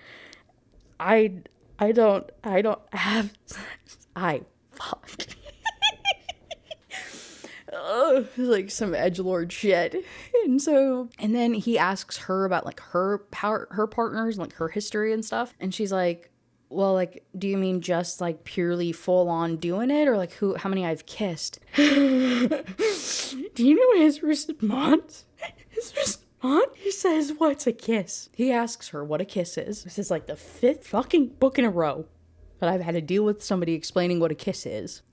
Kissed with your mouth. Jay didn't know what to say. Kissing was kissing. Did they not kiss here? Do you mean oral stimulation? Do females do that for males on Earth? Jade's face heated as she deduced what he meant by oral stimulation. Yeah, women from Earth do that, but that's not what I'm talking about. Kissing is when you press your mouths together. And he's like, that doesn't sound pleasant. Kissing is wonderful. I guess it may sound gross at first, but trust me, it can be wonderful if you kiss the right person anyway. And he's like, okay. And he's just, like, staring at her. And so then she's like, okay, well, I got him pretty hot and bothered. I feel like I got him wrapped around my finger. Let me ask if Asiva can come over. She does. She's like, hey, I was looking at buying clothes and stuff, and I would really like to have Asiva come over to, like, help me pick it out, to help me pick out a few extra things. Like, she was really, really nice to me at the ceremony, and she said that she knew you. And he's like, his jaw twitches at the mention of Asiva's name, and he says, okay, I'll let her visit, but I want something from you. That's not surprising. What do you want? I'd like to take you up on your offer. My offer? To lick my scars. So she's like, okay. And so it ends up being this, like, very sensual thing where she, like, crawls over to him in the tub and goes up to him, all up on him, basically, like, between his legs, and she decides that she's going to lick his scar that is in the same spot on his neck where he, like, licked her or breathed on her or whatever the hell happened during the testing phase of the ceremony 2 days ago. And she's like, it's gonna be payback. And so she does. She licks him. He starts purring in his chest. There's, like, a purring noise. And I said, Ice Planet Barbarians? Hello? Where am I? What book is this? Starts purring. And then he, like, immediately, like, gets up and runs away. I gotta go. She's like, what the fuck? I thought you were into this. He disappears out of the room. Answer being, he's like so turned on that he has to run before he does something reckless and loses control of himself or what. He bolts, and then she tries to lean back and she kind of like cuts her leg on something, and she looks down and she realizes where his hands had been on the edge of the tub, like the stone edge of the tub. He had gripped so hard trying to contain himself that he ended up like breaking the stone and like chipping it away. So there's like damaged stone bits like floating in the tub, and that's what she had like bumped up against. I was like, Jesus Christ, what a compliment, right? That is some power that she holds over this man. In chapter 23, she's like upset because she's like, I seriously don't know what I keep doing to this man. Like, this is so freaking ridiculous. And then from his POV in the chapter, he's like reflecting back on the situation, and he was purring. Purring is pretty much like the ultimate form and expression of like happiness and contentment. And he hasn't made that noise since he was a child. Like before everything happened, before his like mom died and the scars happened and whatever. And he's just like so mind blown that she would be willingly touching him and that she would willingly touch his scar, let alone like lick it and take a little nibble of it and stuff like she was doing. He's like, damn, this is crazy. And so he's like thinking to himself, with the purring, with the response, with how much he like wants her so badly, he's reflecting on, again, like his mother's people, the Traxian, and saying they were barbaric and vicious, but they also mated for life. And that was one of the reasons that his mother had chosen to stay with his father, even though the practice was highly unusual. And so he's feeling himself starting to get these like urges of like wanting her and wanting her around like permanently and to like have her as a wife all the time, not just for 3 months. And so he's like, this is wildly inappropriate. I need to stay as far away from her as possible. And then the chapter ends with her POV of an idea struck her. Maybe he'd even be able to help me get home. If his job was to work undercover, then maybe he knew some folks who were underhanded enough to break the law and bring her home. Jade had made up her mind. She needed to get as close to Theo as possible. Like, that did make me laugh.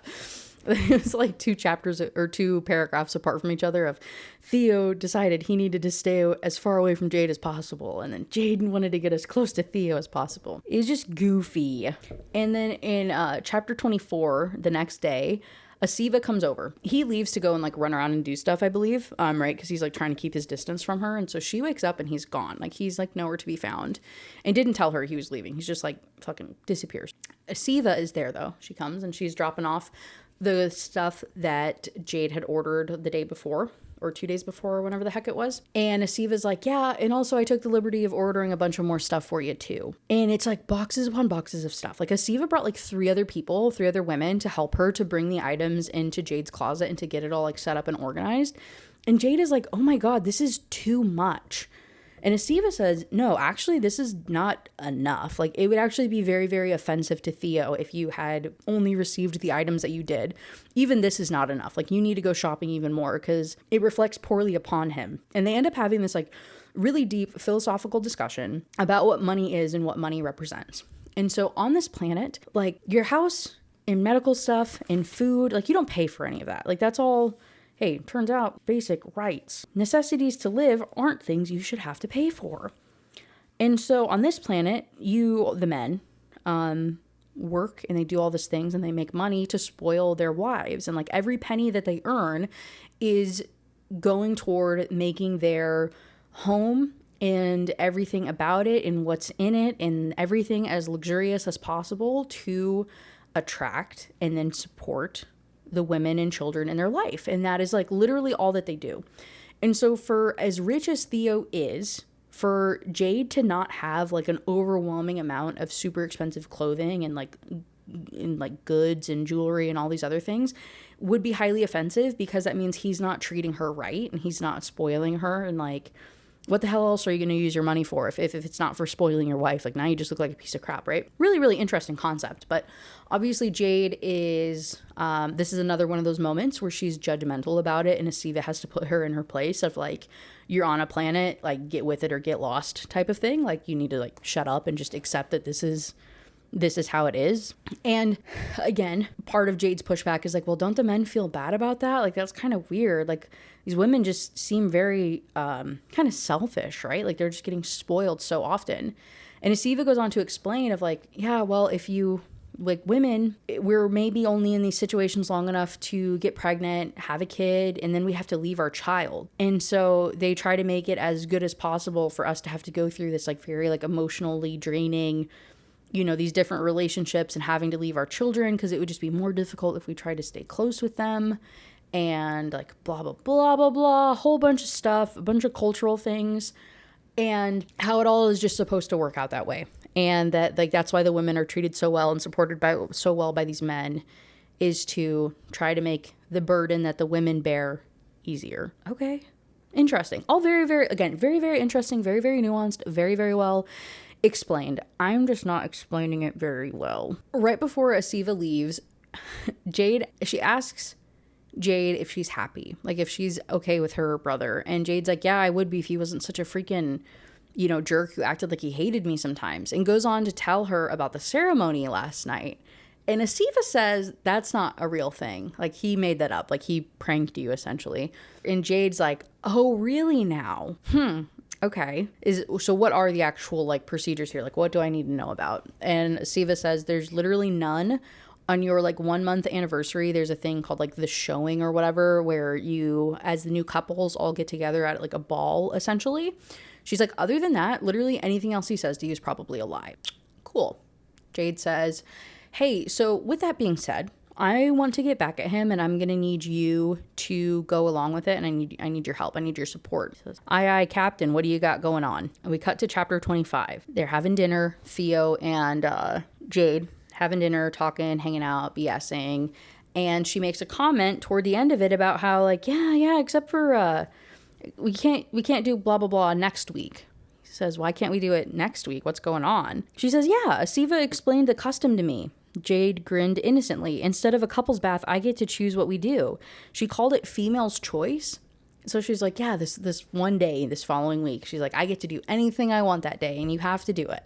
And he's like, oh shit, I got set up. Because he can't argue with her, because Asiva said it, you know what I mean? So he's like, he can't be caught in a lie, and he can't do all this other stuff, so he's just kind of play along with it, and he's very, very nervous about it. And so time goes by. The week goes by. They're keeping their distance, you know, but they also kind of fall into a good groove where he does actually end up spending more and more time with her. They fall into a decent thing about like sitting by the fire, having dinner together, casual chit-chatting. Like the talk that they had in the bath, like the opening up about their trauma and their past, really helped them like bond. Theo kind of put his like jackassery to the back burner and is like actually treating her appropriately right now, right? She says, hey, I need your help with something, but it's a little embarrassing. I'm here to serve, wife, he said darkly. And she's like, yeah, I have this like cut on my leg, but it's in a really awkward spot and I can't get to it. Can you like check how it's healing or put a Band-Aid on it or whatever? And he's like, you have a cut on your leg. What the fuck is that from? And she's like, oh, it's from the bath, from when you broke the thing. And he's like, oh my God. And of course it's like right below her ass cheek. And so she like kind of puts on a little bit of a show for him. Ends up like kind of turning into like a real, even more tension-filled thing. And he's like, oh my God, I can't believe like you genuinely have a cut here. I have to go to the bathroom. Let me go get like the little like med kit thing. Stay here. She does not. His med kit is in his bathroom in his bedroom. And Theo wasn't embarrassed about his room, but he didn't want even a hint of her scent in here or he would never be able to sleep again. He crossed to his bathroom to retrieve the home healing device. And when he returned, she was standing in the middle of the room examining it. And he's like, God damn it, woman. Like, I can't believe that you're here. And of course, she's in his bedroom and she has to lift up her shirt again, or her dress or whatever she's wearing, in order for him to heal this thing on her thigh. It turns into them boning. Is anybody surprised, right? And like, I don't talk about spice scenes in detail, and I try not to read them because I don't get paid enough for that. Should be behind an additional paywall. But the build up to the spice scene is quite literally 3 paragraphs long. He ends up like taking off, I hate this actually genuinely so fucking much. I forgot about this. He takes off her panties that she's wearing and he's like, these are for hiding, masking the scent of her arousal. Because the men are like biologically whatevered to hone in on the scent of arousal of the female so that they can like mate. And so the women all have to wear like special underwear to mask it from the men because it's the woman's choice. I don't know. So he takes off these things and then he's like, now I can smell you in full force. He does that. And then it is like quite literally my phone worth of words that are happening for her to have the fireworks moment, right? It felt so rushed and it happened so fast that I was just like, oh, hello? Again, it was I don't know how to explain it. It just fell so flat. And I think it's like the 2 other times that there's spy scenes in the book as well. The exact same thing happens. Where I was just like, you had all this buildup and all of this tension, and then when like the thing finally happens, it's like 3 paragraphs worth. And it's so instant that I'm just like, what the fuck? How are you gonna drag everything out for so long? We're gonna have this like build up, tension filled like things, and then not even like any foreplay. There's like no, what are we? Hello? Like, I don't know. I was kind of upset about it in that regard because I was like, if you're going to do that, then like just don't have spice or have fade to black. Like, don't half-ass these scenes in such a way. I don't know. I feel like you got to pick a lane and go with it. Like fade to black or go all out, or at least make there be tension in the bedroom. Like there was no tension in there. There was tension literally everywhere else in the house, but then like in the thing itself, there was none. I don't know. I'm talking too much about spice, but you understand what I'm trying to say. Hopefully. Regardless. He's about to do more with her when there's suddenly like a pinging in the house, and he tries to ignore it, but it just keeps going, and he has to go and get it, and it ends up being the equivalent of like a doorbell. And so he says, stay here, in his bedroom, and he goes out to deal with the person ringing the doorbell. He goes out there. It's one of the like city council people from the first chapter. It is also a very brooding, dark, grumpy man, one of the people that had like yelled at her that she had like kind of confronted and whatnot during the opening time. And he's like, hey, we did a little bit more research on her, and it seems whoever took her from Earth did it with the primary goal of bringing her here. You're an intelligent male, and I'm sure as you can deduce, there would only be 2 reasons to take a risk like that. Theo nodded, because there's a Cluckian traitor among us who sought to steal a female for themselves. And the guy says possibly, but in order to pull that off, they'd need to be able to bypass our atmospheric detection systems. There's no trace of her ship coming into Cluckian orbit or landing on the surface. 30 loyal soldiers at least would have been involved to cover it up, and I can't imagine them doing it just so some selfish male could hide an alien female. Theo's gut clenched. She could have also been sent here as a spy. Other species have fooled our systems before. It's possible they've done it again. And the guy says, yeah, the Traxians have, which if you're keeping up, that's Theo's mother's people. And so this guy's very like racist against Theo's mother's people. And so he also does not like Theo at all, but he's trying to like keep him in the loop of, you know, what's happening. And then all of a sudden, Jade comes around the corner. And instantly the guys, because they have all their super hearing, super smelling, super whatever, they take note of it. And she like peeks her head around the corner, and all of a sudden the councilman guy that's there like goes feral, like wanting to go after her, and Theo clocks it, and he's able to like snap the guy out of it and like kick him out of the house. But the whole thing, again, like we said, with the underwear and like masking the women's arousal, the guy smelt her arousal, and Theo was afraid he was gonna have to fight this man to like mate her. I don't know, dude. Again, it's just like really, really, really weird. He ends up getting the councilman guy to go away though. And now Theo is incredibly turned on, but also now he just got the idea of her being a spy like reignited. And he's just in this like really, really awkward position. And so he ends up telling her to, you know, like go and get dressed or whatever, and yells at her a little bit and just tells her to go and get cleaned up, and he'll start making dinner. Just kind of like awkward, weird tension there. She goes and does. They have dinner. Afterwards, she's again sitting by the fire, drinking some, you know, again, wine, booze, whatever. She has the dog laying on her lap, and she's watching Theo clean, and she's just like, this is so beautiful. Like and she's expressing this to Theo vocally, and she's like, I'm just so happy, actually. I feel so content, and like this is so strange how, you know, happy that I am to be here. And Theo grunts in response, and then he's like, did you hear what councilman guy said to me? She says no. Theo says he's expressed, you know, similar concerns that I've had. And she's like, oh great, he thinks I'm a spy too. Theo's cold look told her what she already knew. And then she's pouting because she's like, I need to go make some friends with girls or something. Like, this is so freaking ridiculous. Like, way to kill my mood, dude. I was just so happy like being here and like da-da-da, and you're just like angry with me for nothing, and I've done nothing wrong. And then Theo gets like real snappy about things and ends up leaving. And she's like, what the hell? And he says, I won't be back until late. I'm sure you can entertain yourself. And she's just like, seriously, what the frick, dude? Like, this is so stupid. And she's really upset. And he just goes storming off because he's going to go and talk to his sister and go yell at her about the female's choice thing. Because thanks to his sister, he's going to have to do this dumb female's choice thing. And so he has to go yell at her. And so chapter 28, please come in, Asiva said sarcastically as Theo stormed through her door without an invitation. What did you tell Jade? He demanded.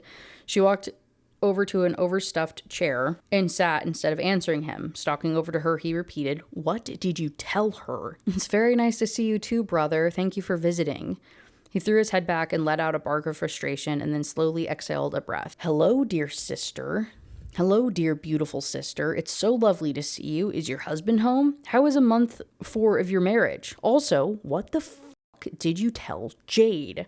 Her mouth spread into a grin. Tell her about what? We talked about so many things. So yes, Asiva and Theo are siblings, and Theo has her, and then I think he has 3 or 4 brothers. It was also part of their like bath time conversation that they had. Theo ends up opening up to her, you know, about how their marriage is going and how he's like developing some of these feelings, and he doesn't know what to do because she's a spy, and he's like so angry about this whole setup. And Asiva basically says, if she's a spy, you'll enjoy her for a few months. She'll get nowhere in gaining information, and then she'll leave.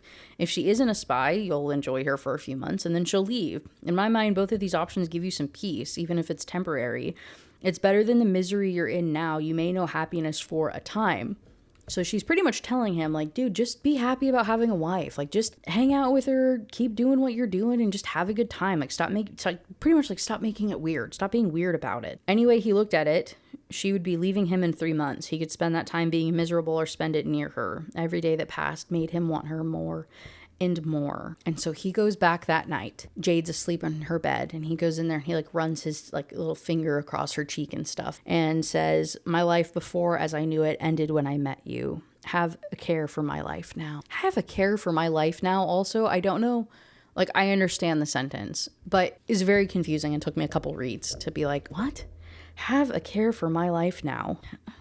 You know, odd phrasing there. But now he's gonna be a nice guy again. Again, the wishy-washy stuff is so frustrating to me. In chapter 29, Jade had no idea what had caused such a drastic change in Theo, but she wasn't complaining. The last few days had been downright pleasant. She had decided that she wanted to stay on Kleknia indefinitely. She had also decided, despite her fear of rejection, that she would make herself emotionally open to a real relationship with Theo. Putting herself out there was terrifying, but she'd realized during her time here that terrifying could also be good. And so it's the female's choice night, and she tells him that what she wants to do, like what her choice is I want to teach you how to kiss. And so she does. There's a lot of really detailed information about her like straddling him on the couch and teaching him how to kiss, and they're like, and they start like making out and stuff, and then all of a sudden he like pulls back and tries to put like a stop to it and try to leave the room because he's like, I can't do this. Everything I want to do with you is rough and brutal and mindless and happens whether you want it or not, and I would hurt you. I wouldn't be able to stop myself. I wouldn't be able to live with my guilt if I hurt you. You asked about what food I liked. No food has any taste. The only thing that makes my mouth water is the thought of devouring your sweet juices while you writhe and claw at me.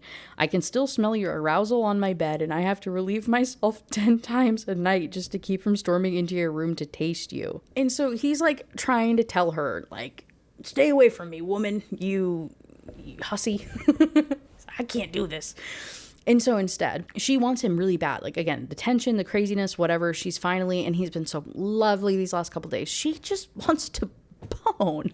So she like backs up against the glass like window wall thing, and it ends up like lifting, and she says, catch me if you can, big guy. And then she runs for it because he said earlier that he liked the chase. And so this is all, and this is like kind of weird, okay? I'm acknowledging it. It's kind of weird because he a lot of this like this self-control, this like unable to control himself around her, this thing about liking the hunt and chasing down and like not being able to control himself when he starts to chase something, he is like crediting to this like barbaric half of him, like his mother's people, and how barbaric and like animalistic and whatnot that they are, that this is just like a thing that he like can't control. And the way it gets talked about, like his heritage gets talked about, and the way that like his mother's people get talked about, like is really freaking icky. And yeah, just icky. I didn't like it. And so that's what this whole scene is in chapter 30, is literally her running through the woods until he catches her. And it's like a very detailed thing until they end up eventually like doing it on the forest floor. There would be no female in this universe more perfect for him than this one. For as long as he could remember, even before he'd been scarred, he'd been taught to hide his Traxian tendencies. His temper and animalistic aggression were all Traxian qualities, and therefore were unwelcome to the pure lignous females of Tremonta. Jade seemed to crave that side of him. Tonight, for the first time in his life, he'd felt truly free and accepted. If only mates still existed, if he were his true mate, they'd never be parted. Laws of matehood outweighed all others. So the whole like marriage thing, the marriage and partnering and moving on and all this other stuff, matehood would exempt them from anything like that. Matehood would let them stay married forever and do the whole monogamous thing, and they wouldn't be looked down upon by society. Because being a mate and finding a mate also makes you like more fertile, and that's like what makes you have more babies and stuff. And so that's the other reason that the population is dying or whatever. I don't know. So yeah, boning, tells him to like stop filtering himself around her pretty much, and stop thinking about like what normal or what Klecknian women do. She's like, if you want to do something, like trust your instincts. Like if I don't like it, I'll tell you about it, like specifically. It brings up the purring thing again. She's asking him about it because he's purring a bunch now, and he's like, it means I'm happy. They end up cuddling that night, which is again very unusual for them to like share a bed or whatever. And so he's like, for the for a husband and wife to share a bed. And so he's like so flattered by this invitation, and then they cuddle, and he's never cuddled before or thought that that was an option. And so he's like holding her. She's teaching him how to spoon, and then he's like, oh my God, I could die happy. This is freaking awesome, which is great. Bunch more boning in this particular chapter. And he goes on to say, I don't know whether you're a spy, and I don't know that I do know that I no longer care if you are. You could betray me 100 times over, and I would fear I would still fall at your feet. Okay, we're in the home stretch of this book. This video is taking way too long. It's literally 11 p.m. Usually I'm asleep by now. I need to get my life together. So I'm gonna speed through this last bit. Just a heads up. We're gonna pick up the pace just a tiny bit. Which just means I'm going to tell you, I'm still going to give you all the detail. I'm just not going to like be reading as many quotes and stuff. If you're new to the channel and you don't know that that's what that means, I just want to be clear to you. And if you are new to the channel and you're still here, hey, so glad to have you. I hope you're enjoying it. I hope you're having a good time. You made it this far. Like, comment, subscribe, you know the deal. Do all the fun stuff, man. You made it however freaking long. God bless you making it this far into the video. And so in chapter 31, they are talking a little bit more, and he tells her about that like ball thing that all the couples have to go to on their like 1 month of marriage. And what it is like you're kind of showing off and like talking about your relationships, but it's also a chance for the women to pretty much go out and be wooed by other men to kind of start planning out their next marriage. And so she's going to go there, and a whole bunch of males are going to try to speak to her. And he's having a hard time with this and coping with this idea because, again, he is very, very self-conscious. And so he's like, yeah, all of these men are going to think that they can just steal you away from me so easily because they probably assume that you're having like a miserable time. So this is really difficult. And she's like, I'm not leaving you. I'm not going to talk to any men. I'm not going anywhere, baby. Which is everything that he's ever needed to hear. He also is checking work stuff on this day, and his heart rate picked up when he came across a message concerning Jade. The contact that he had met with a few weeks ago had given his friend, his buddy, Rago. Oh no, why does this happen to me with all these books? To his buddy Rago. I think he has his own book. That's the only reason I'm saying his name. To his buddy Rago, and gave Rago information about Jade's abductors. Rago hadn't waited for Theo's go-ahead and had instead tracked down and detained the 2 aliens who had transported, their K is CAE, males, who had transported Jade. He was keeping them in a classified location near Tremonta and was waiting for further instructions. The last piece of information Rhaego divulged made his blood run cold. There's treachery close to you. Contact me as soon as you get this. That doesn't mean her, he told himself, but a twinge of uncertainty crept back into his mind.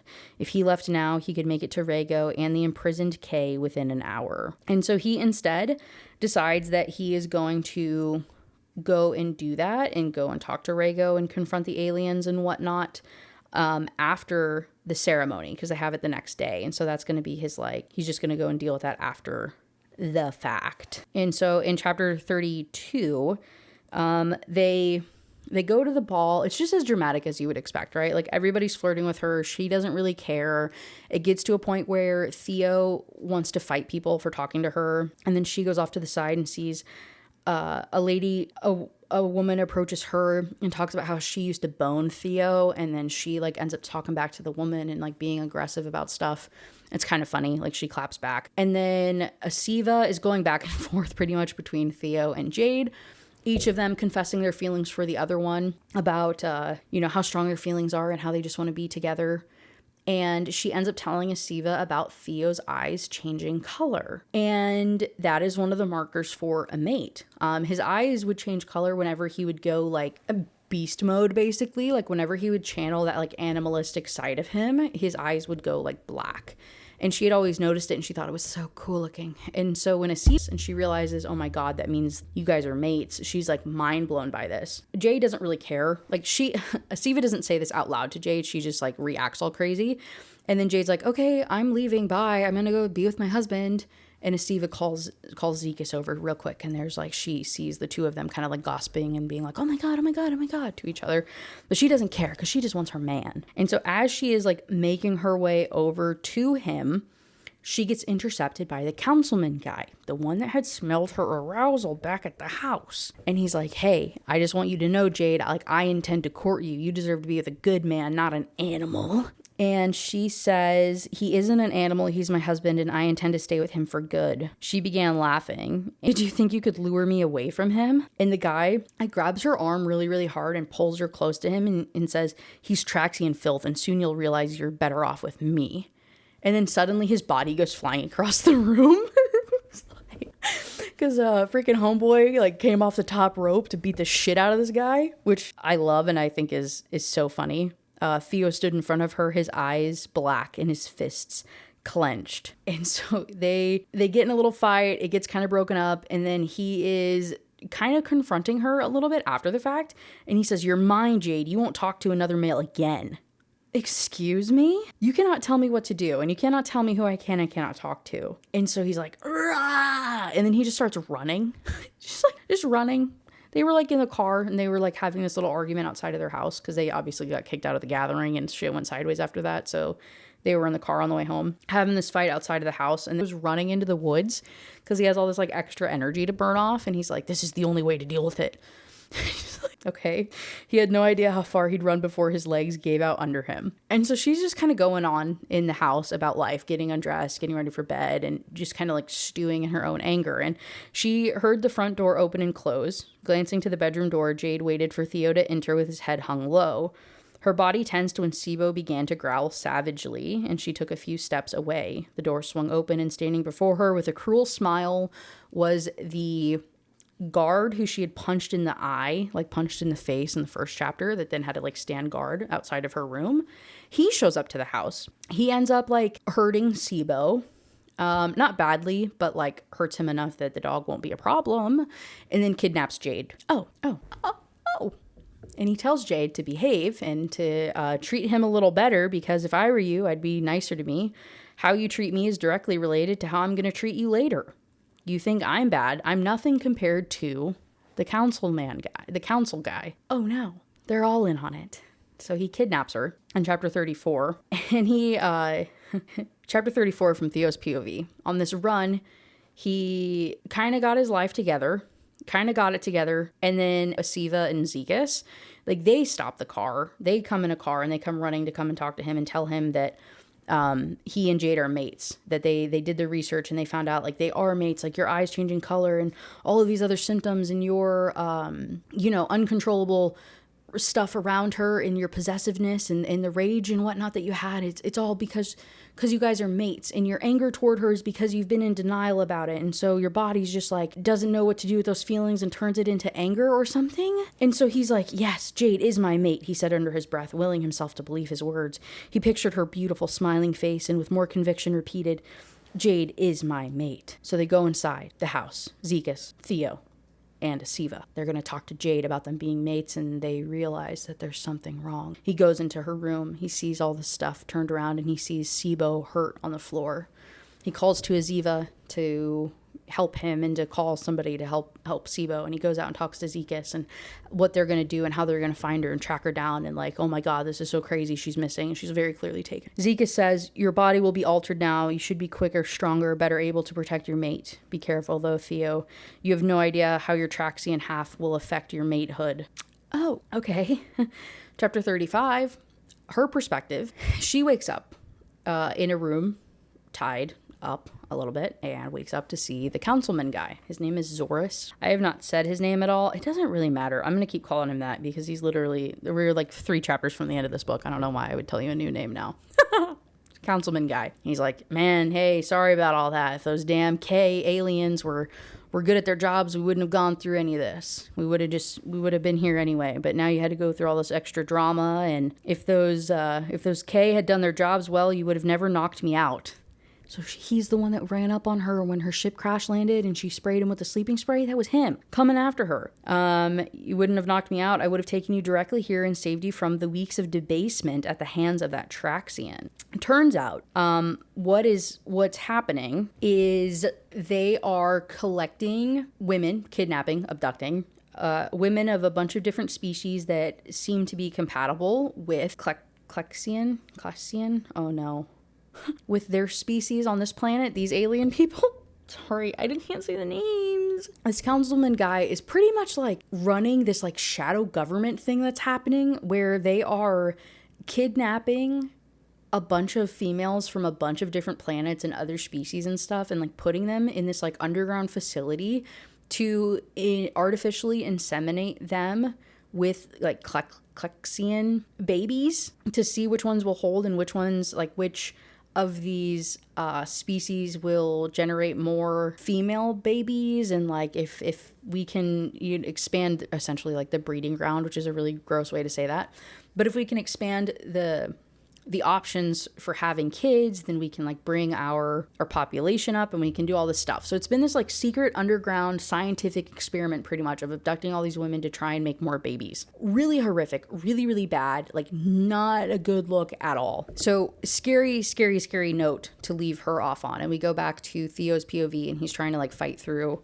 everything. And so immediately after this, he like rushes to Rhaego and the K aliens that he has in the classified location. Goes there to confront them, tortures them so badly, so vicious that Rhaego had turned away. Tried to get information out of them. They really didn't know very much. They did tell Theo that the councilman guy was the one that had paid them to find and abduct Jade, but they knew little else. Didn't know where they were holding her, had no idea about anything that was going on. And so with this information, he calls Zekas and Asiva to try and figure out, now that he is Rhaego as well, and now they have to go searching for her. Like, this was kind of a bust. Like, what do we do? Where do we even start? And so the idea is wherever she fell out of the sky at, it must have been close to the location where Zorus, or where the councilman guy must be holding her now. So they need to try to figure out where the original pod had landed. So he calls Zekas and Asiva. They find out the general location, and Zekas says, your soul is bound to her. She's your mate. There are some stories that suggest that mates can always find each other because they can instinctually sense where they are. Since Jade is human and can't experience the mating bond, we can't be sure that your sensing will work. But if you start to feel an urge to move in one direction or another, trust it. So he starts to book it. And this is where his like superhuman speed kind of comes to play, and Rhaego has to like catch up eventually whenever he does stop. And he ends up like running through the area. They find kind of the general area where this like pod was. He tries to track her through maybe the trail that she would have taken through the woods. And then suddenly he's getting these like sharp pains in his stomach when he goes a certain direction. So then he like re-aims and goes another way until his stomach hurts, and then re-aims and goes another way until his stomach hurts, and then turns and blah, blah, blah. Eventually, obviously, he finds where she is. And so when we cut to chapter 36, we're back to Jade, and she's talking to the councilman about this whole insemination thing. And she's trying to think of how she could possibly get out of the situation. And she's, again, like tied up. And she's realizing the only way that she stands a chance at any of this is to actually do it with him so that he will like untie her and like take her somewhere to go and do it. And so she's able to convince him that this is the case. She's like, hey man, I accepted my fate. Like I understand, like I'm not going to be able to get out of this. So how about, we just do it for real? And he's like, why would you want to do that? And she's like, well, conception is better if the woman, like orgasms. And so take me somewhere. And if we full on do it, then maybe you can make me do that. And then I'll be able to get pregnant. So blah, blah, blah. It's really fucking gross, right? So he ends up getting talked into it. And he's like, yeah, baby, that's so hot. Undoes it and goes to take her across the facility to go to like a private space to go and do it. They're crossing through the cafeteria, and the bodyguard guy that she had punched earlier that was making really gross threats sees them. And he's like, oh, you can't take her, man. You gotta share. Again, very, very disgusting. Councilman guy tells him to screw off. The two of them end up getting in like a crazy bad fist fight, and the guy beats the crap out of the councilman. And then she tries to make a run for it in the meantime.